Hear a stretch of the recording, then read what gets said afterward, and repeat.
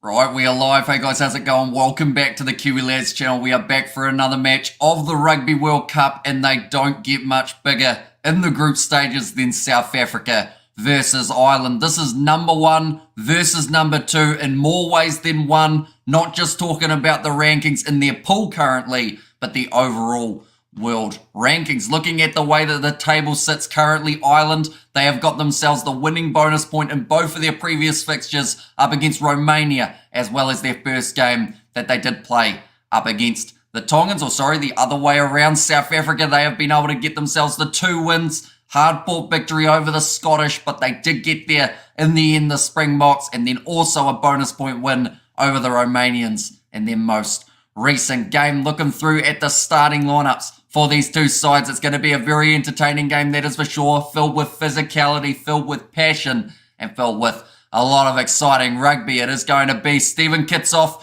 at number one, Bonyo Manambi at number two, and Franz Malaharba will be slotting in as the 3. So the only real change that the Springboks would have liked to have there, of course, would be Malcolm Marx, but due to his injury, he is no longer available for the Boks. Eben Etzebeth returns from his injury to take on their number 4 jersey, and Franco Mostert there at number 5. Very clinical when it comes to line-out turnovers. I'm sure he'll be looking for a few of those today in this game. Sia Khaleesi at number 6, the captain, did not play in the game up against Romania alongside this man at number 7, Peter Steftotoy, and Jasper Wiese there as the number 8. Now, Dwayne Vermeulen, he played the full 80 minutes up against the Romanians, so Wiese gets the chance here, and with that 7-1 split, it is very hard to predict whether or not Wiese gets 20 minutes or whether he gets 80 throughout this game. I'm not sure what the mind of the coach is going to be.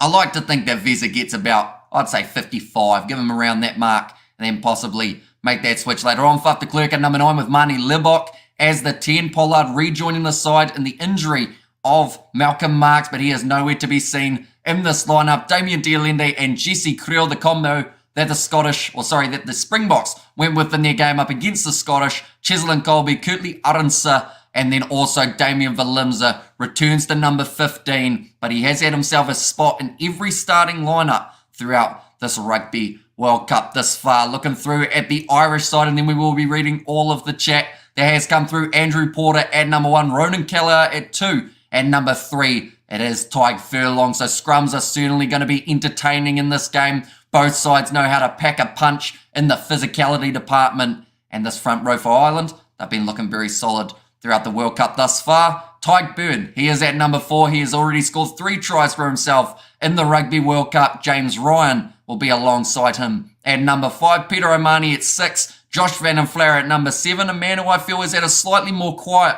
World Cup than some anticipated. And then number 8, Caelan Doris at 8. These 3 are going to be key for Ireland. It is as plain and simple as that. Sia Khaleesi, Peter Steftotoy, and Jasper Wiese, they play the same role for the Springboks. It's about getting that possession. It's about jackling for the ball in the breakdowns. And it's about getting your side that little bit more possession. Jamison Gibson-Park back into the starting lineup at number 9 to replace Connor Murray, who does come off the bench. Johnny Sexton at number 10. He has scored 3 tries for himself throughout this Rugby World Cup, becoming the most for the Irish and the Rugby World Cup. Bundy Aki at number 12 with Gary Ringrose on the outside at number 13. Aki already getting 2 doubles throughout this World Cup competition, but currently he does not sit as the leading try scorer because we just witnessed Harry Arundel get 5 tries for the English. So Bundy Aki, he's hot on his heels. He'll be wanting to get that spot back at number 1, and this will be a tough game to be able to do so, seeing as the Springboks are yet to concede a try throughout this Rugby World Cup competition. James Lowe at number 11, Mac Hansen at number 14, and Hugo Keenan to close out the starting lineup for the Irish. And those are the 2 teams, ladies and gentlemen. Right, in the chat, we have got there, bring home what the Boks achieved in 2019, says Jimbo. And also we have got there, it's going to be a cracker, time to crack open some Wellington, says Abby. This game has been very heavily anticipated all around the rugby world, and I hope that it is going to be an exciting one. Hamish has busted out the tie. I got all dressed up for this game because I knew it was going to be an absolutely massive one. I did see as well Flanders right at the end of that last live stream. I believe you became a channel member, so a huge thank you for that. Looking sharp, brother Hamish. Big game ahead. Looking forward to the live comms, says Flanders there. And hey, howdy, hey, y'all, says Scrum Lads. Welcome in. Hope you are doing very well. And Dupont injury is a disaster for France. It is, but I feel like people are underestimating what Luku can do. Don't get me wrong. Losing into Mac and Dupont in the same competition, you would think that France would be in a lot of trouble, but I still feel like the players that they've got remaining have got more than enough ability of still going far in this Rugby World Cup, although they will be facing one of these two teams, Ireland or South Africa, in the quarterfinals. How long until Andrew Porter's ears start bleeding? They probably already are. They would have started bleeding when he put his headphones in the bus on the way to the park. As a Bok fan, I will take the loss and rather versus France with no Dupont in the knockouts all day, says Clint there. Although, of course, the Springboks that are taken to the field, they won't want anything less than a win here. At the end of the day, both of these sides are on massive winning streaks. The Springboks, they have won every game that they have played in since that game up against the All Blacks in the Rugby Championship, and that included a win over the ABs, the historic victory, which was the largest margin that they had ever won by. How long until kickoff? 10 minutes or an hour 10, says Mr. Fantastic AJ. It is an hour and 10 minutes, but we've got so much planned for the build-up of this live stream. It's going to absolutely fly by, and then we are straight into the action as soon as it does take place. May the country with the best beer win, says Cool Story Bro. Now, that would be debatable depending on whereabouts you are from. We have got there, nice super mate, you forgot to wash your face, I see, says Bruce. No, unfortunately, I ate some sugar because I ended up staying up for 30 hours during the week doing videos. So it's slightly unfortunate that me face did break out. Hello, ladies and gents, Hamish. That's probably the fastest change of clothes I've ever seen. Still looking sharp, says Mr. Skits. And also we have got there, this is where the truth will be revealed, says Stahl there. Need a pool game and it's down to the bomb squad, and tough game for both sides. This one is hard to call. Well, let it play out. Good luck to both, says Flanders. Yeah, I think a majority of people I've seen in terms of the prediction boat have said it's going to be relatively close between these two teams. My prediction was 17 points to 15. The beard mate the beard, says Bruce there. I mean, the beard's about as tidy as it has been in the last little while. It doesn't grow right. So I'd go with just a mustache, but then people call me an 80s porn star. So I'd rather be just the guy with a bad beard than a guy who, well, you know what they do. In the 80s, everybody wants South Africa to win, but the fans are so annoying, says Chad the Cat, and South Africa will win, says Royal Gamer there as well. But we will look through at the previous results for these two sides, not just in their Rugby World Cup, but in the games that did lead up to it. For the Springboks, as you can see, they have got themselves at the moment on a pretty decent win streak. They were able to beat Argentina twice in a row. So this is actually a 6-match winning streak box side that do make their way into this game up against the Irish. They are back-to-back up against Argentina, including that one for the Rugby World Cup warm-up games. They had their big win over Wales, in which they did win 52 points to 16. In that game, we saw 2 tries being scored by Jesse Creel, who is playing. In this match, 35 points to 7 win over the All Blacks just before the Rugby World Cup at Twickenham. 18 points to 3 over the Scottish in the first round of the Rugby World Cup. It was a hard-fought victory because both of those sides played a lot of physical rugby throughout that first 40 or so minutes, but it seemed to be when the Springboks started going more to their running game rather than the kicking was actually when they started finding success. And of course, that Mani Lebok no-look cross kick into the hands of Kurtley Arendse. Maybe they can repeat that in this game up against the Irish, and then perfect score, 76-0 in that game over the Romanians. A wet evening that they did make work in their favour, managed to get themselves a very strong victory. For the Irish, they have been on quite the winning streak as well, although it was almost halted by that Samoan side on the 27th of August, but they have also had wins over Italy, England, Romania in the first game of the Rugby World Cup, so they did have a slightly better points differential. In fact, no, slightly worse points differential than the Springboks, but did concede the early try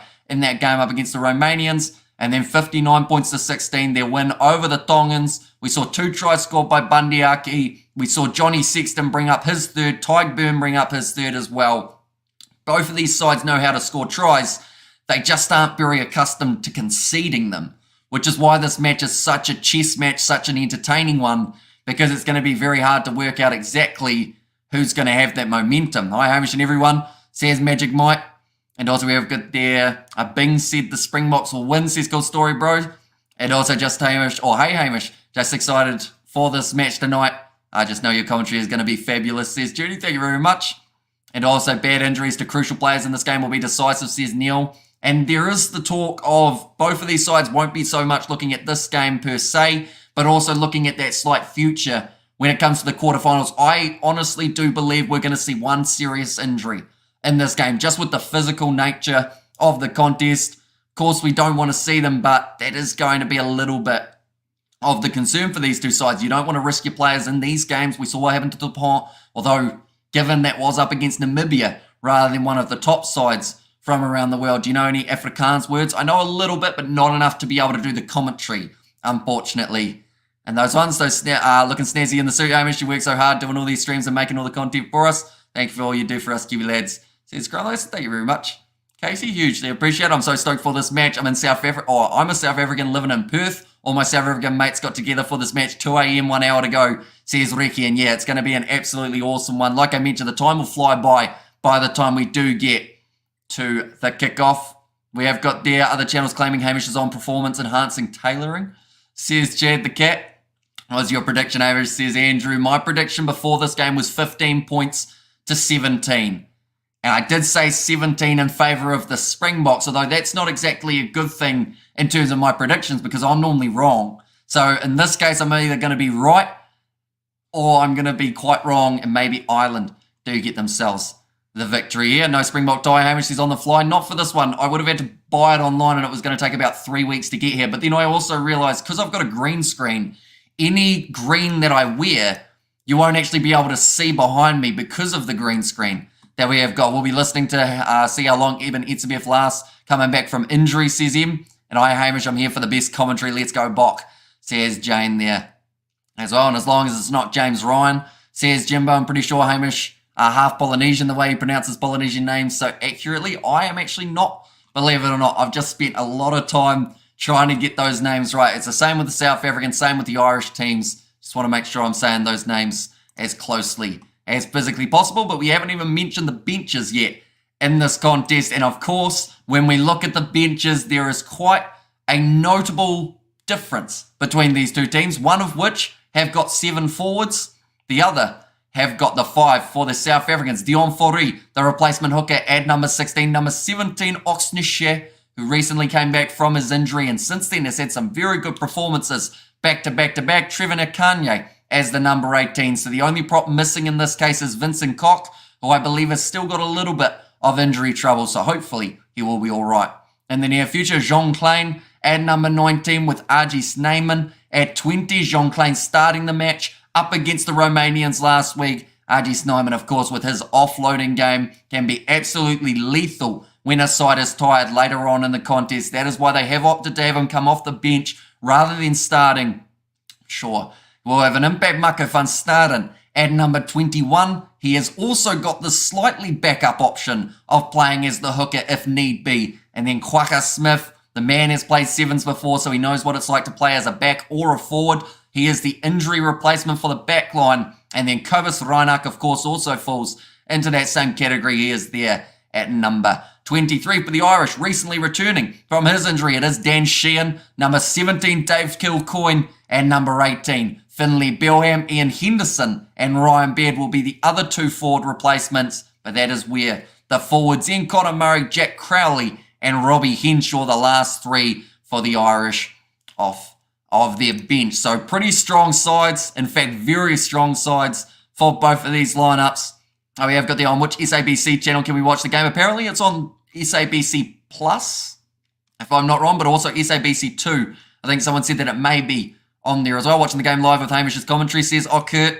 And also thanks for the coverage, Hamish. Awesome as usual, says Aniki. Thank you very much. Hugely appreciated you all being here. We're building up already, mate. I'm bricking it, says a Bradley. Yeah, there is a massive amount to talk about when it comes to these two sides. The individual battles that will be taking place out on the field, the excitement, the tactics. There is so much that we have got to look forward to. Dion Fourie will throw into the lineout, and Van Staden scrum at hooker, says it was there from Grant. And also we've got there Dion Fourie and Maka van Staden is now inseparable on the bench. They are co-hookers. Van Staden scrum as the hooker, and Dion does the line-out throw, says Ricky. And then as the Irishman walks into the pub, end of the joke. Says, like, bring it, how difficult is it for you to enjoy a game while doing this commentary? Do you actually enjoy the game while doing it? Says him, I normally do. Of course, some of the games can be a little bit slower paced depending on who is playing and how many handling errors, everything along those lines. But I always find that these make it a lot more fun throughout these live streams. Like having you guys in the chat talking about the games as they are taking place doesn't get much better than that, I have to say. And for a game like this between South Africa and Ireland, it is absolutely massive. Anyone who is new to the channel, be sure to leave a like and subscribe. We are back for every single game of the Rugby World Cup. We are on the road to 35,000 subscribers.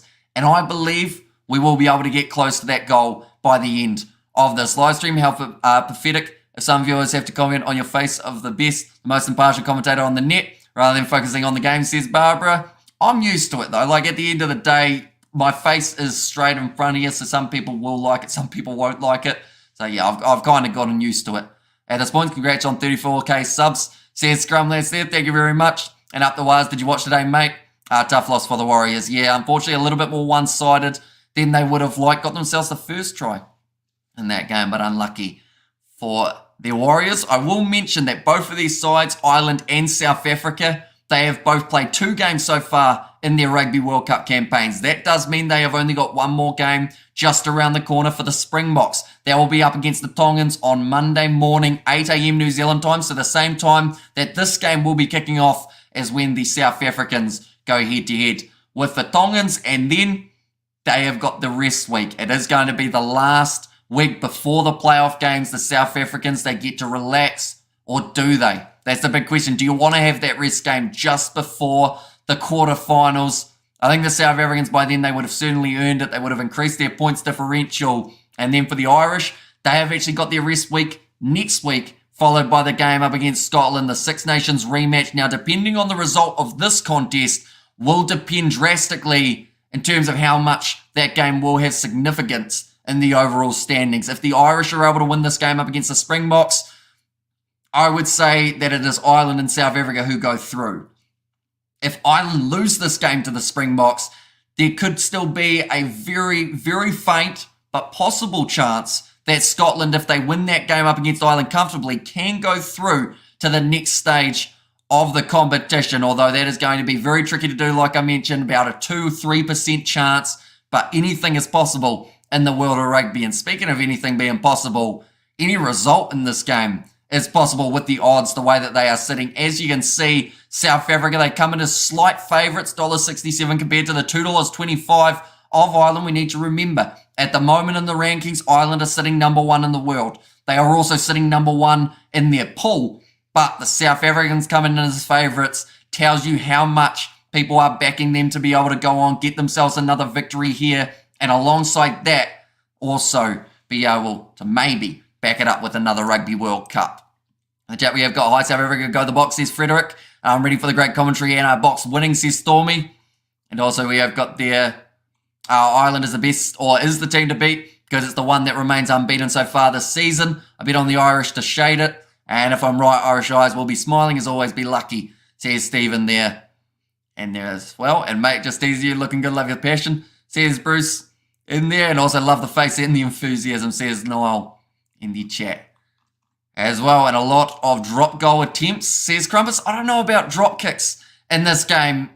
To be honest, I see 3-pointers more than I see drop kicks, and that's just from what we've seen from these two sides recently. But like I mentioned, South Africa have not conceded a try so far throughout this Rugby World Cup competition. So more than likely, they are going to be in the scenario of they want to continue that throughout this game up against Ireland, who have got quite a clinical try-scoring record over their last 14 or so games that they have won back to back to back, including a win over the Springboks last November. And this is massive. Sonny Bill Williams back in the box. We'll be live streaming the game, says Kylie. Sadly, due to licensing, any match footage or audio that we show does get us taken straight off YouTube, but we will be doing the play-by-play commentary, letting you know exactly where you can catch the game as soon as it does take place. It's me again, says KB. Welcome in. It might as well be an Ireland home game. Wish my Bok well, says Tegan. Although, from what I've heard, there's quite a few Springbok supporters making the trip to go to this game in France.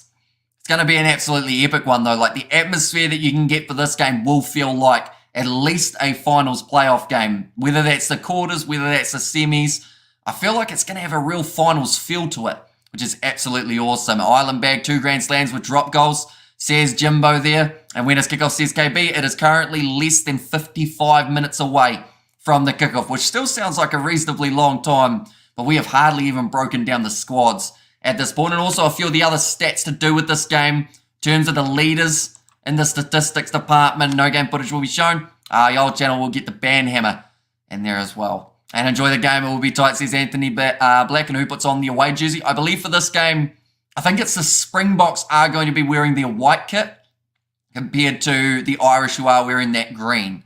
So everybody bagged the World Cup with a drop goal. Says cool story, bro. I would rather listen to the commentary than do SABC. We'll wait for the highlights, says Jeremy.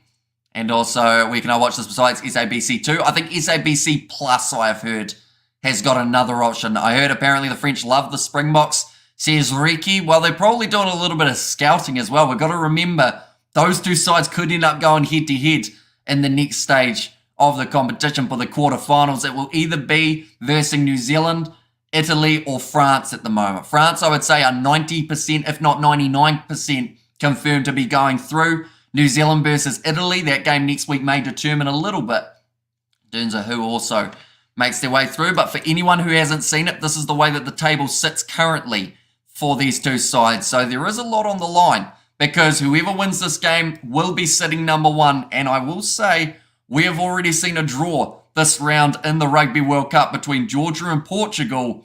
So that is no longer off the table. That means that there is a chance that these two sides could share the points. And then from there, that just adds that little bit more intrigue for what happens when these two sides do meet again. But as you can see, Scotland, Tonga and Romania, they have got a lot of ground to make up. Scotland are playing Tonga tomorrow. We are going to be covering that one on the channel alongside Australia versus Wales. That will be the last game of round 3 in the Rugby World Cup. But as soon as that game is over, we have covered half of the Rugby World Cup already, ladies and gentlemen. There are only 48 matches. As you can see, a few of the previous results that we've had, 38 points to 17 for the Italians. They did start off the round with a nice win, but not quite as nice as the one that the French were able to get for themselves over the Namibians, 96 points to 0. But you have to ask the question, was it nice enough to warrant losing Antoine Dupont from their side? 19 points to 10, Argentina getting the win over the Samoans. Last minute kick taken by Nicolas Sanchez there. Georgia, Portugal, that was a draw, 18 points each. And then also it was England versus Chile. We did just see that game take place. The English managing to win it 71 points to 0. We've only got the 3 games left, ladies and gentlemen. So if you are new, be sure to leave a like and subscribe. Also, while we are at it, I'll let you guys know exactly what is taking place next week. Uruguay versus Namibia. It will be an important contest for both of those two sides. Namibia still looking to get themselves their first win in this Rugby World Cup. The same can be said about Uruguay. Japan versus Samoa could be an intriguing one due to how close Pool D is at the moment. New Zealand, Italy, Argentina, Chile, a battle with South America. Georgia versus Fiji. Those sides have had some close fixtures in the past. Scotland, Romania. That will be about increasing the points differential for the Scottish. Australia, Portugal, and South Africa, Tonga to close out the round of rugby. In the chat, we have got there, if you have a Flow Rugby subscription and VPN, you can watch it on there, says CK. And also we have got there watching on SABC2, but I will be here listening to the most impartial commentator on the internet, says Mario. And Ireland need to do well in the first half. Second half might be a slaughter, says Amy. Although you wonder for the Springboks, if they do lose a player in their backline early due to injury, what does that mean in terms of who they bring on? Does it mean that Kobus Reinach makes his way onto the park early, or is it maybe they go with Quaka Smith trying to fill in that gap in the back? So I would say if the Springboks can avoid injury for the first 40 minutes or so, they should be a lot more strong in that second 40. But the Irish, they'll be trying to push that pace early, use their backs to their advantage. That is somewhere where Ireland have been so dangerous, is that ruck speed, being able to move it through their hands, creating opportunities. What's after a 7-1 split? Imagine an 8-0, says Blue Raptor. It is something that has been already talked about for this Rugby World Cup. Please let there be no cards, says Dan. Yeah, hopefully all the players are on their best behaviour and we don't end up seeing any cards. But yeah, awarded, this game is not on Flow Rugby. It's on Peacock in the USA. And also 30,000 plus Irish supporters, says Mark. It is also live on ITV, just require the VPN. Yeah, so there are a few options to watch it around the world, depending on whereabouts you are, of course. You will have different options of being able to watch this contest, ladies and gentlemen. but we are just doing the live commentary, the play-by-play here. What's in your head? Zombie says, okay, that is a bit of a banger song by the Cranberries, isn't it? I feel like that's one that they play at the stadiums quite often before the games do get underway. They're currently showing the highlights of France versus Namibia, of course, the highest score by an individual side in this Rugby World Cup up till date with the 96. They were closing in on that 100. We look at the points differential between these two sides as a part of Pool B. As you can see, Ireland have been able to score themselves more points throughout their first two games, but South Africa, they have conceded less points in those two games. Only 3 points against the Springboks throughout their two matches, whereas Ireland, they have conceded just a little bit more. We saw 8 against them in that game up against the Romanians, as well as in their last game up against the Tongans. They did concede, I believe it's either 12 or 17 points, 16 points. We were somewhere in the ballpark.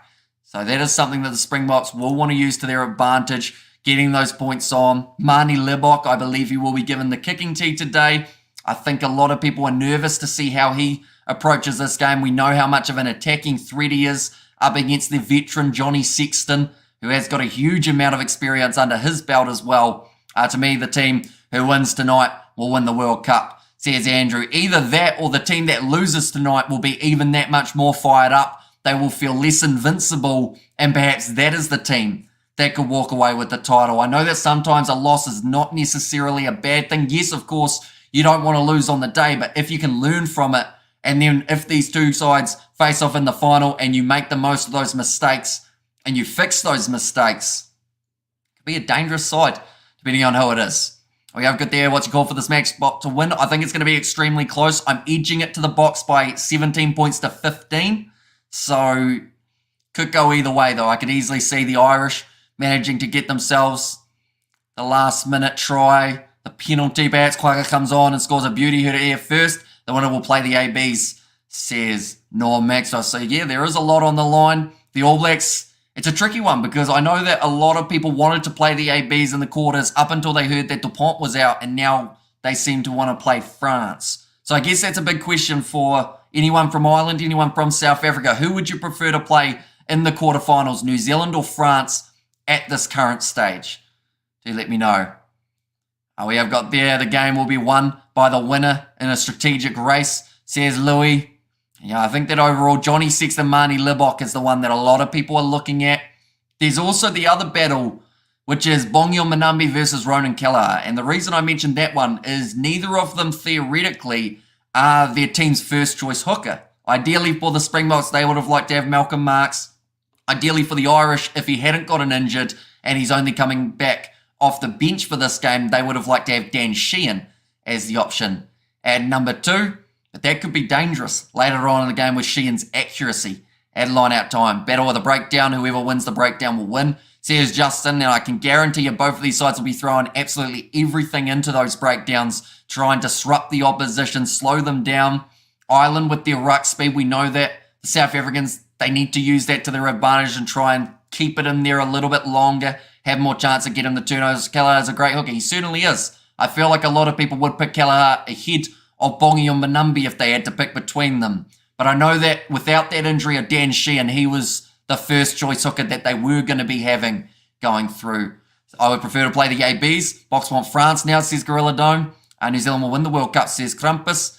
New Zealand will not win it. Get serious, says Gorilla Dome. This Bok team is incredibly well prepared. We don't care who we get in the quarterfinals, says Albert. And 38-3, bro. Seriously, that was a second string South African side.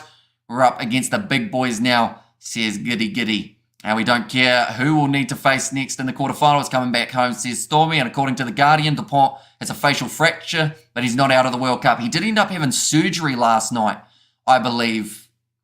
So hopefully it all went smoothly for him. Of course, he is a player that France would definitely like to have available before the end of the World Cup. Sheehan should be starting, although I can understand why they've got him coming off the bench rather than starting in this game, and that is mainly due to that injury that he did have. They don't want to rush him back in, give him the full 80 minutes, or give him the first half up against a very physical box side, and they don't want him to be re-injured. A clear win for Ireland, please, says the House of Memories. When my wife heard about the 7-1 split, her reaction was South Africa is a forward-thinking nation, says Dimitar. And both are bad choices. New Zealand are world beaters on their day, and France have a crowd and support. Says Bradley. Dane Coles is the best hooker at this Rugby World Cup, says Ian Foster. Although he hasn't really played much, has he, Dane Coles? Oh, he looks like a bigger version of CJ Stander. I can see the comparison there. Yeah, they do look kind of similar in the face. And also, with the last South Africa game, SABC did the same. They advertised the game. Then they show some old game long past, says Stahl. And it seems to be that, so far, broadcasting-wise, it's been pretty bad for South Africa overall. Like, I feel like I am of firm belief that the game should be free to air no matter where you are in the world for this Rugby World Cup, because at the end of the day, this is the time that you get people interested in the Rugby World Cup, because it's when you see, I guess, the grandest stage for these rugby nations.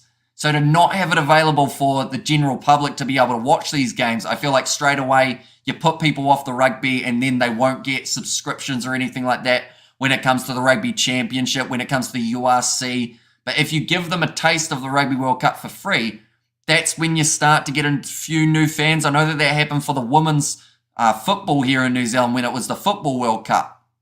And the Kiwis managed to win their first game, and everyone all of a sudden got behind them, even people who didn't normally watch football. Yes, they lost, and then they got knocked out, unfortunately. It was free to air in France. It was everywhere. Says Norm, and 7-1 split. It's what my ex-wife calls 50-50. Says Tamir on the box by 9, and people get addicted, then charge them. Says Krampus, and all games free here in Ireland. See, they're doing it right in Ireland for the options. I think it's on, is it ITV in Ireland? We have got there, especially in countries like Germany, where we get league but not rugby, promote the damn game, says Kurt. I agree. And the referee is Ben O'Keefe, it certainly is. He's a referee that I think a lot of people do enjoy having him as the ref. Vietnam doesn't even have a pub open past the first half. Says Giddy, and Ben O'Keefe is a big advantage to the box. He lets everything go at the breakdown, which won't suit Ireland's game plan. Says Brian, I don't know whether he lets everything go in the breakdowns. He's not Matthew. Oh no, Matthew Carley's worse, isn't he? He doesn't even let it get to the breakdown before he blows his whistle. Let's go to the box, says Yako, and blame Supersport. They think that they have the authority to tell everyone who gets to air what.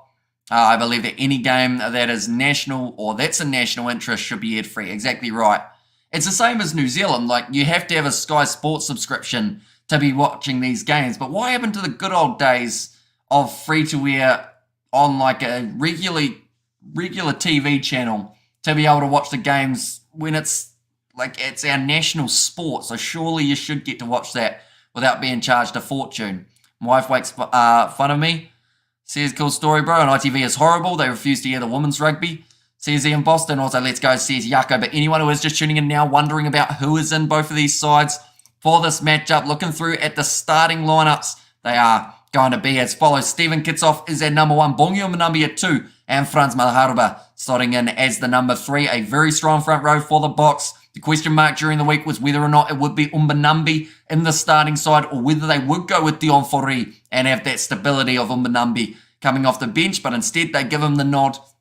He'll be in that starting row alongside Stephen Kitsoff, who has got a huge amount of ability at number 1, not just in scrums, but also in the breakdown, getting turnovers for the box. And Franz Malharba, he is a beast. He thought that he was getting the week off last week, but due to the injury of Vincent Koch, he did have to make his way back out there, come off the bench for that game. Eben Etzebeth at number 4, returning from his injury. And number 5, Franco Moster, a man who I've already mentioned will be very dangerous when it comes to those line-out turnovers for the Springboks. If they can win 2 or 3 of those, that could honestly be the difference in the scoreboard by the end of the game. Sia Khaleesi at 6 as the captain, Peter Steftotoy number 7, and Jasper Vesa as the number 8. Flat de Klerk and Mani Libok, the 19 combination. De Klerk with that experience, over 50 caps under his belt. They have gone with him ahead of someone like a Kobus Reinach. Got himself a hat-trick in that game up against Romania. No Grant Williams, no Jaden Hendrickson, just the 2 halfbacks in this game, rather than the 4. And Mani Libok, I believe he will be given the kicking tee responsibilities, unless, of course, something goes wrong. Then they will look to De Klerk or Chislin Colby, or perhaps even Damien Valimza. It's that next kicking option. Damien Dialende and Jesse Creel making their way back into the midfield for the Springboks, just like they had in the game up against Scotland. Chislin Colby out on the left wing, Kurtley Arnse out on the right, and then Damien Valimza at number 15 to close out the Springboks starting side. In the chat, we have got there in South Africa, government channel SABC sometimes does free-to-air for the big games, says Dimitar. And also, Boks going to win, says Yako. And why does the Irish never choose a nickname like the Springboks, says Ruandre. I guess they just go by, Ireland, don't they? They feel they don't need a nickname. They just go by where they're from, I guess. And go Ireland, says Scrumless. And also, who's the ref, says Kurt. In this game, it is Ben O'Keefe who will be in charge of this one. Hey, look, as a South African, I'm just grateful we have power tonight, says Bruce. Yeah, hopefully it does stay on for all you guys throughout the match. You don't have to worry about the load shedding side of things, and you are able to catch all this action live, because it is certainly going to be entertaining. Is Ben O'Keefe a plus for the Bok or the Irish? I'd say normally from the games we see of Ben O'Keefe, he's normally pretty straight down the middle. So I don't think either side will feel they have a huge amount of a benefit of having Ben O'Keefe. I think it's one of those games that no matter how close it is, people will still look at the referees possibly a little bit, but I hope that they do a decent job here. Out of 10 games played on neutral ground, who will win most of them? New Zealand or Ireland? Says Edward. Well, luckily they aren't playing at the moment. I would have thought the better question would have been Ireland or South Africa, seeing as they are just about to take to the field. And this is probably one of the first neutral games that we have seen these two sides play in quite some time, normally either playing in Ireland or South Africa. For their games, thank you. And compliments from Johannesburg, South Africa, says Tabor. And also we have got there, Ben O'Keefe is usually pretty fair, says Charles there. And the Bok will win the Rugby World Cup, says Yako. And also, as the game going to live stream here, says Aaron, sadly due to licensing, we can't show any match footage or audio or else YouTube get very angry at us. But we will be doing the live play-by-play commentary, trying to paint the picture of what is happening in the game on your eyeballs, or in your heads, I guess, is a better way of describing it. We have got there, where is the Rugby Network, says Mo. And just ate a chicken curry from a Caltex, not feeling too good, says Justin. That was probably a bad move just before the rugby. You might be watching this game from your laboratory. Is that what people call it? That's what the people call it kind of formally, don't they? But looking through at this Irish starting side, ladies and gentlemen, they have been looking very strong once more, similar to the South Africans. Andrew Porter, Ronan Kelleher at number 2, and Tyke Furlong at 3. So I'm looking forward to seeing scrums in this game, because we know that both of these sides can throw a lot of weight around in their forward packs. Tyke Byrne and James Ryan, a little bit of speed on offer there. Byrne already scoring 3 tries throughout this Rugby World Cup competition. And I'm sure now that he knows that he needs 2 more to get ahead of Harry Arundel, he will be looking to score them quickly. Peter O'Mahony at number 6. That man, I mentioned it in my preview, he can get hit by a truck and he'll just get up as if nothing happens. He's an absolute tank, and hopefully he will have a decent performance here as well. Josh Van den Flair at number 7. I'm expecting a big game from him, mainly because we haven't quite seen that throughout the rest of the Rugby World Cup. He's been decent off the bench. He was a little bit quiet in their last game up against the Tongans, but that may have also been because of the impact the loose forward trio can have. Caelan Doris, he is at number 8, and he is another player who I feel will do very well. Jameson Gibson Park back into the starting lineup rather than Conor Murray, who will be coming off the bench. Johnny Sexton at 10, he is the key. And, I mean, one of the many keys, but the big key, I would say, for the Irish, whether or not that is taking on those kicks and getting them over for the 3 points, whether that is also taken into consideration that he has been a brilliant playmaker for the Irish over the last 12 or so months, if not even longer. But this massive winning streak they're on, that man has been involved in a lot of it, and we'll be hoping to continue that here. Bundyaki already scoring 4 tries throughout this Rugby World Cup, with Gary Ringrose on his outside at number 13, James Lowe out on the left wing, Matt Hansen out on the right, and Hugo Keenan at number 15. Now, one part of this Irish side, to be honest, that I'm a little bit concerned about, but I don't think it's a big concern, but it's just a little one, was from watching last week. Hugo Keenan versus Charles Piatel. I believe Hugo Keenan, he was beaten in 3 one-on-one challenges with Piatel, and that is the last thing you want up against the Springboks, because if you look at that being like Kurtley Arendse breaking through, if you look at it being Damien Balimza, Cheslin Colby, it's going to be very hard to get away with missing a tackle when those 3 are the men running at you. In the chat, we have got 40 messages, so I will try my best to read most of them, but if I do miss any of your messages, I heavily apologise. Hopefully, we'll get to them eventually. We have got there, updated my Rugby World Cup app. Now all my fantasy picks disappeared. I got no points in all my leagues are gone, says Albie. That does not sound good. Definitely if you've been doing well. I am terrible at predictions, So I've done pretty badly. For a New Zealander, you pronounce the name spot on. Says you are Rwandre. And also, how low can they go? Says like Bringer. Well, that's the thing. James Lowe in this game, he's going head-to-head with Kurtley Arendse. Now, if neither of those men score a try in this game, I would be extremely surprised. But the thing is, I've mentioned about it already. The Springboks, they have not conceded more than 3 points in this Rugby World Cup throughout either of their games. In fact, they've only conceded 3 points throughout their 2 games. For the Irish, they have conceded a couple more tries via Fafita, scoring 1 for the Tongans last week. Boys are looking good. They are ready, says Okert there. And also never passed the quarterfinals, says Mario there. But that is something that is driving this Irish side. They've heard it a lot. They've heard it over the last, let's say, 12 or so months when they've been building up their impressive 14 or 15 match winning streak. All the way along, they've heard, yeah, but you haven't made it to the quarterfinals. This time now, they are definitely going to be a real contender, ladies and gentlemen. And I hope that they do well in their quarters. The thing is, they may be facing New Zealand. They may be facing France. But either way, I think that they've got a very good chance. I kind of think Ireland will win, but it might be good for the Boks, says Walter Potter. And yeah, it was mentioned earlier on about how whoever wins this game, people believe will win the World Cup. Although I'm of the mindset that even the team who loses will have a very good chance of going far in this World Cup, because sometimes it takes that loss to teach you what you needed to know. And also, not in South Africa, nothing is free, says Stull. And also we have there Colby, the little Rock 11, says Yucko. And yeah, he's going head-to-head with Mac Hansen in this game. So it's 2 slightly smaller players on their wing, but certainly both pack a punch. They've got plenty of pace. One factor that they don't have to deal with is Willie Leroux at the back for the Irish. Normally we do end up having him as the number 15 from a Springboks perspective, and then his kicking game can be hugely impactful throughout a game. You're assuming they get to the quarters, Hamish. I reckon Scotland will have something to say about it. Says Charles, unfortunately Scotland should have said more when they were playing up against South Africa, because I think that with the bonus points that we're seeing from the Irish in their first 2 games, that may just be a little bit too much for the Scottish to catch. I mean, it's not impossible. It is just very tricky for them to get through. Amani has to have a huge game today. Yeah, at the moment, his spot is on the line, even though, I mean, I'm of the mindset that they'll probably start Pollard up against Tonga, see whether or not it works out for him, and if it doesn't, then they'll go back to Mani Libok for the quarterfinals. But the last thing that they want to do when they've got Mani Libok already feeling like he is a little bit out of form at times. I still feel like he's been playing very well though. But with that kicking tee is what's really hurting his confidence.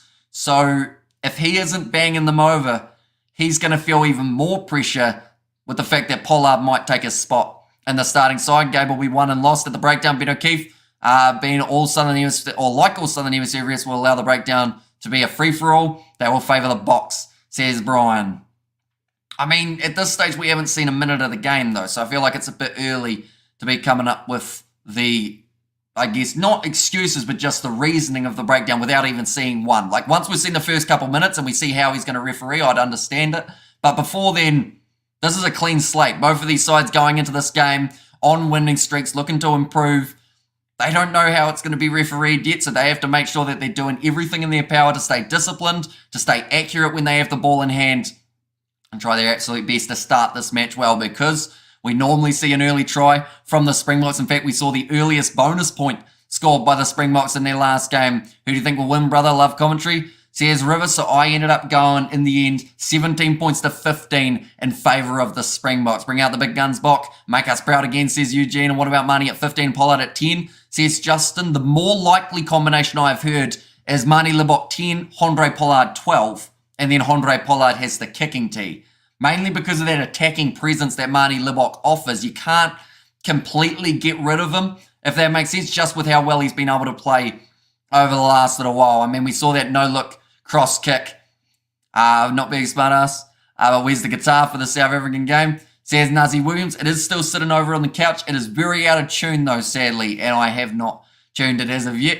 The penalty count will decide the game. Box will have to temper their brutal approach to avoid unnecessary infringements, says Nicola. Yeah, both of these sides, we know they're going to be physical, and the problem is, throughout this Rugby World Cup, it's one of those scenarios that you cannot afford to even flirt with the law book.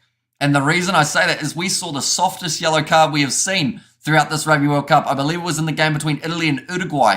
The man hardly touched his chin. He got sent to the bin for 10 minutes. And it was also a very light contact. So it is concerning. At the end of the day, you want to make sure that you are staying as disciplined as possible. Sometimes accidents do happen, of course, but if you can avoid some of that uncertainty in the breakdown and general play, I mean, they're showing Samoa, they were a perfect example of doing the badness early on. 35 seconds into the game, they already had a yellow card. Morning all, Sean here from Cambodia. Go the Springboks, says Sean. And also if Marnie Libok goes down, how do you shift the back line when Reinach comes on? I believe that if Marnie Libok goes down, the simple switch for them would be bring Kobus Reinach on as 9, Faf de Klerk drops to fly half. We saw it a little bit in the last game up against the Romanians. If there's someone else in the back line who gets injured, let's just say, for instance, Damien Dialende, they may actually look at putting Quaka Smith into the midfield if they had to. There's a few options for them. Or Valimza goes into 12, Colby drops out to 15, Reinach out on the wing or something along those lines. You're saving your suit for best match of the tournament. Says Mornay there. And also, well, can I watch it here? Is what I mean. My stand isn't working, says Jacques. Sadly, we are unable to show the picture due to licensing. They would take us straight off YouTube, but we are going to be doing the play-by-play commentary all throughout the game. You should watch deep into that Twickenham game, Hamish. You see why the ABs win. Says audio, and also Springboks will not be able to work with Ireland's pace. And it is that big question mark at the moment for these two sides of who's going to have the faster tempo and who is going to be able to manage the game better throughout the early stages. Go the Afro Dutch. Says Sam and Damien Valimza will cover the centres, says Charles. So they have still got the options. Even though they've gone with that 7-1 split, there are still spaces that they are able to fill with the players that they have selected. Go the Bok, thanks for the commentary. Looking forward to the game. Going to be a hard one. That is for sure, says Manus in there as well. But for the Irish, looking through at their backline here, Bundyaki and Gary Ringrose, that is somewhere, could be a formidable combination up against the Springboks. We've already seen Aki's crash balling throughout this Rugby World Cup, managing to get himself 4 tries from just the 2 performances. And Ireland to win, says Jumpy Jimmy. And 1,500 viewers and only 158 likes at the like button fans. Says by Stanley. Anyone who hasn't already, be sure to leave a like. Also, be sure to hit that subscribe button. We are currently on the road to 35,000 subscribers. Although the goal before the start of this match is going to be 34,200. We are only 102 away. So if you do want to help us out, it is greatly appreciated. If you do want to hit that subscribe button, can't wait really. Says Dennis there. I wish all the best Springboks, says Manaha. And I should mention we are less than 30 minutes away from kickoff now, ladies and gentlemen. It's going to be an exciting game. And Bok are going to be too strong and big for the Irish boys today. They won't take any prisoners. We're going to hurt them, says RVG Man. Although, the thing is, they're going to be too big and strong, as you said. Does that mean that the Irish, you would give them the little bit of a pace advantage in this game and some of their players? I know that in the back line, look at Gary Ringrose as that man on the outside. I feel like he is certainly elusive, but can he keep up with Jesse Creel? There are individual battles that are happening in this game, and it's going to be absolutely amazing. See who does get the better of it. So excited. Says Justin, the Springboks will win this game. It's certainly going to be close, though. Says Vuyo, and Ireland is the Emerald Isles. Says Krampus, and I see, says okay, and hi from a South African in Portugal. Says Inez, and of course Portugal having a very close game up against the Georgians, the closest of the Rugby World Cup so far, with them finishing at a draw. Absolutely massive result there. Ireland will die, says Yaka. Well, we hope not. We're hoping for no injuries in this game. That would be ideal. The likes is in a new record, like says Style, massive game, feeling a bit nervous. Hit the like button, says Gorilla. And 78% voted for the Springboks. Good God. I think the votes have no idea who they're up against, says Connor KL. I think that they're basing it off, I guess it's not that far off the betting odds at the moment in terms of these two sides. I know that the Springboks come in as favourite. Ireland won't mind that, though. They will love coming into this game as an underdog. We've got a new channel member in the chat as well. It is Nazi Williams. Thank you very much for hitting that membership button, mate. And also a £2 donation from Ikaris. Thank you very much. Hugely appreciated. We have got there in the chat from Mornay. You're killing it, man. Thank you for the commentary. No worries at all. We are here for every game of the Rugby World Cup. We have got 2 games that are taking place tomorrow, ladies and gentlemen. They will be the matchups between Tonga and Scotland, as well as Australia versus Wales. Now, that game is a big one. It is just around the corner. We have got there Kiwi Lads Best Live Commentary on YouTube by far. I'm a South African, but so impressed some of the New Zealand rugby YouTube channels. Kiwi Lads, 2 Cents Rugby, and Distracted Sports. Of course, they have got their weekly podcast as well. 2 Cents Gets Distracted. Anyone who does love a bit of rugby, it's a good one to check out. Ireland will demolish the South Africans, says Sam, watching from the Fiji Island. We love rugby, says Dusani in the chat as well. But I did mention about it earlier on, the betting odds for this game. The Irish coming in as slight underdogs, and I should mention they are on a massive winning streak heading into this contest. They have not lost a game since they lose their 2022 early on, or 2021 was the last time we actually saw the loss for an Irish side. So it's been quite some time since that did take place. For the South Africans, they are on a winning streak. They did start halfway through the Rugby Championship, getting their first win up against Argentina.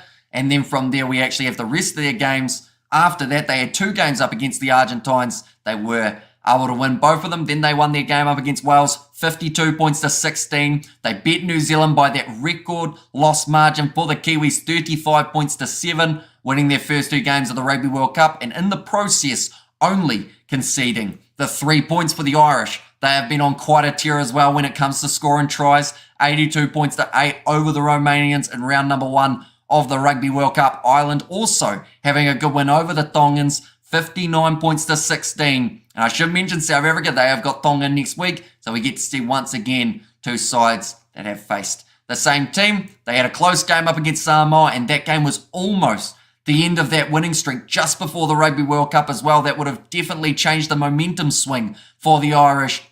The big question mark at the moment for them, though, is they're on cloud 9. They've been able to win so many games back to back to back. The question mark is if they do end up losing this game to the Springboks. Now, I'm not saying they will. I'm not saying they won't. But if they do, how do they fire back from that? What is the type of mindset that the Irish will take into their next game? They have got it up against Scotland in 2 weeks' time. But of course, the further that they can get without losing a game, the more likely it is that we see Ireland go further in this Rugby World Cup than they ever have before. But the 3 games before that, of course, Samoa, like I mentioned, beating England and also beating the Italians and doing the Grand Slam in the Six Nations as well. We have got there, just remember, if South Africa win this World Cup, the history books get rewritten, says Ocker, and I'll be watching the game on mute with your commentary, says Stefan. So at the start of the game, we will try our best to sync it up so that we are all, I guess, synced up for the time as well as the commentary. What position did you play? I was out on the wing, believe it or not, but I'm really slow now, so that's slightly unfortunate. But I hardly touched the ball. I sat out there all day tackling because our 9 and 10 wouldn't pass. And yeah, slightly unfortunate, but my rugby career was short-stinted, unfortunately. We have got there France 2022, says Jimbo, and South Africa win 36-3 as the prediction there. And this game is number 144 for me this year, says Ian Foster, in the final before the final. First time ever to see these two sides meet in the World Cup. Who do you think is going to score the first try, says Morne? That is a great question. In fact, we will ask that question back to you guys in the chat. Who do you all feel will be the first try scorer in this game? Who do you think can get over the try line? For me, I honestly think, from watching the way that Ireland start matches, they have a good chance of scoring first. But then saying that the Springboks in their last game up against Romania, they hardly even hesitated to be able to get over the try line. I'm going to say it's going to be someone we don't expect. So I'm going to say someone like a Franco Mostert, or someone in the 4-pack for one of these sides to get that little breakthrough. Hello, Hamish, just got back from the pub full of happy Englishmen. Awful, says Flesh in there. And 20 minutes, says Jimbo. Yeah, the game is only 20 minutes away from starting, ladies and gentlemen. So if you are new, be sure to leave a like and subscribe. We had the goal of 34,200 by the start of this game. So if you haven't already, be sure to hit that subscribe button. Hamish, be biased for once, says okay. I just don't think I have biased in me. I try my best to slightly be more in favour of one side, but I just can't do it. When is it starting? 20 minutes time. So the two sides are going to be relatively close to the national anthems, and then we are underway for this game, ladies and gentlemen. Your rugby history sounds like mine. Finished playing while playing in Tanzanian League Rugby with a shoulder injury, says Stefan. See, I was probably a little bit lucky in regards to when I did retire from rugby when I was like 8 or 9. But the thing is, I didn't really get hurt that much Like, I think the worst I got was a bleeding nose from playing rugby, and I headbutted a lot of people's knees. So I'm probably lucky I didn't get concussed. But, yeah, like, overall didn't break any bones, so I got out of it relatively scot-free. All my brain cells are supposed to be intact, but sometimes I wonder. And Ireland says, Ethan, the Irish are going to surprise the box tonight. Brains versus brawn, says Paul Spacey. And Colby Magic feet scores first for the South Africans, says Storm. We have 22 minutes till the kickoff. It's getting very close, ladies and gentlemen. You sure? Says Kurt there. Yeah, we're going to be unbiased throughout this one, straight down the middle, so that both of you guys, depending on whether you're from South Africa, from Ireland, or from anywhere around the world, you are still able to enjoy it. In fact, we'll ask that question before we get into kickoff as well. Whereabouts is everyone from watching into this live stream? While we do once again look through at the lineups for anyone who hasn't already seen them, we'll be showing them right now. For the South Africans, Stephen Kitsoff, Bongi Umbanambi, and Franz Malherbe as the front row. Scrums are a part of this game that I am thoroughly looking forward to, as I feel there is a huge amount of pressure on these two front rows to be able to perform up against some of the top opposition around. Eben Etzebeth returns into the starting side. He will be at number 4. Now, they do have 2 locks off the bench, so they've got the backup for him just in case that shoulder isn't quite to what it needs to be, but I believe he should be 100% in this game, and he will be looking to enforce a bit of physicality. Franco Mostert with the line-out steals, very handy man to have at number 5, and he's actually the man that I picked to score the first try of this match, which could be a very rarity, or big rarity if he is actually able to do so. Sia Khaleesi at number 6, Peter Steptotoy at number 7, and Jasper Visa at number 8, getting the nod ahead of Dwayne Vermeulen. So that just tells you how well he has been playing, but also the fact that the Springboks going into these games, they had a predetermined plan of who they wanted in the starting lineup, who they wanted off the bench, and Visa now might get himself the 80 minutes. Here, Faf de Klerk at number 9 with Mani Libok as the 10, who will more than likely have the kicking responsibilities throughout this contest. Damien de Allende at number 12 with Jesse Creel on his outside at 13. Good combination in that first game up against Scotland. Looking effective. De Allende having a lot of running meters throughout that contest. Rested from the last game. Should be nice and fresh here. Chisholm Colby out on the left wing. Kurtley Arendse out on the right. And then Damien Williams to close out the starting lineup for the Springboks. He is there at number 15. We have got there a donation as well from Akaris with the £10. It reminds me so much of the last World Cup. England and New Zealand were clearly the bookies and the World Cup standing favourites. South Africa sneaked in and won as underdogs. I think we can see the same in this World Cup, says Akaris. And also we have got a new channel member from Johannes Duprier. Thank you very much for hitting that channel membership button, mate. Hugely appreciated. You now have access to the exclusive emojis on the channel, including one of me looking very confused. I don't pronounce South African names, says Mapogo. I just did, unfortunately. Sorry about it. We have got there Kiwi living in Germany, played in Christchurch. Says it was there from Kurt. And watching from Eastern Cape, Australia and New Zealand audience, says Anthony. Rinza or Fuff to score the first try, I think. Says Jack there, Vancouver as well. We've got people from all around the world, which is absolutely awesome to see.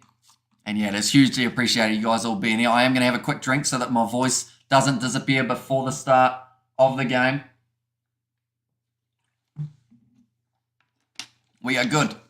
Should be fine throughout it. This is going to be a tough game. It is. Both of these sides, they know they need to bring the physicality. And I've mentioned about it many times throughout this live stream. Whoever is the more physical side, of course they will have their edge. But it's not just going to be about that physicality. It's also going to be about the tactical game. Ruck speed, I have to say the advantage goes to Ireland. Physicality in the breakdown, the advantage goes to the Springboks. So it's that balance of whether or not the Irish can get that ball out quick enough so that the Springboks aren't able to contest and cause problems in that breakdown, or whether or not the Springboks are able to get in there, cause disruptions, make it ugly for them. I remember I said South Africa around 32 Ireland.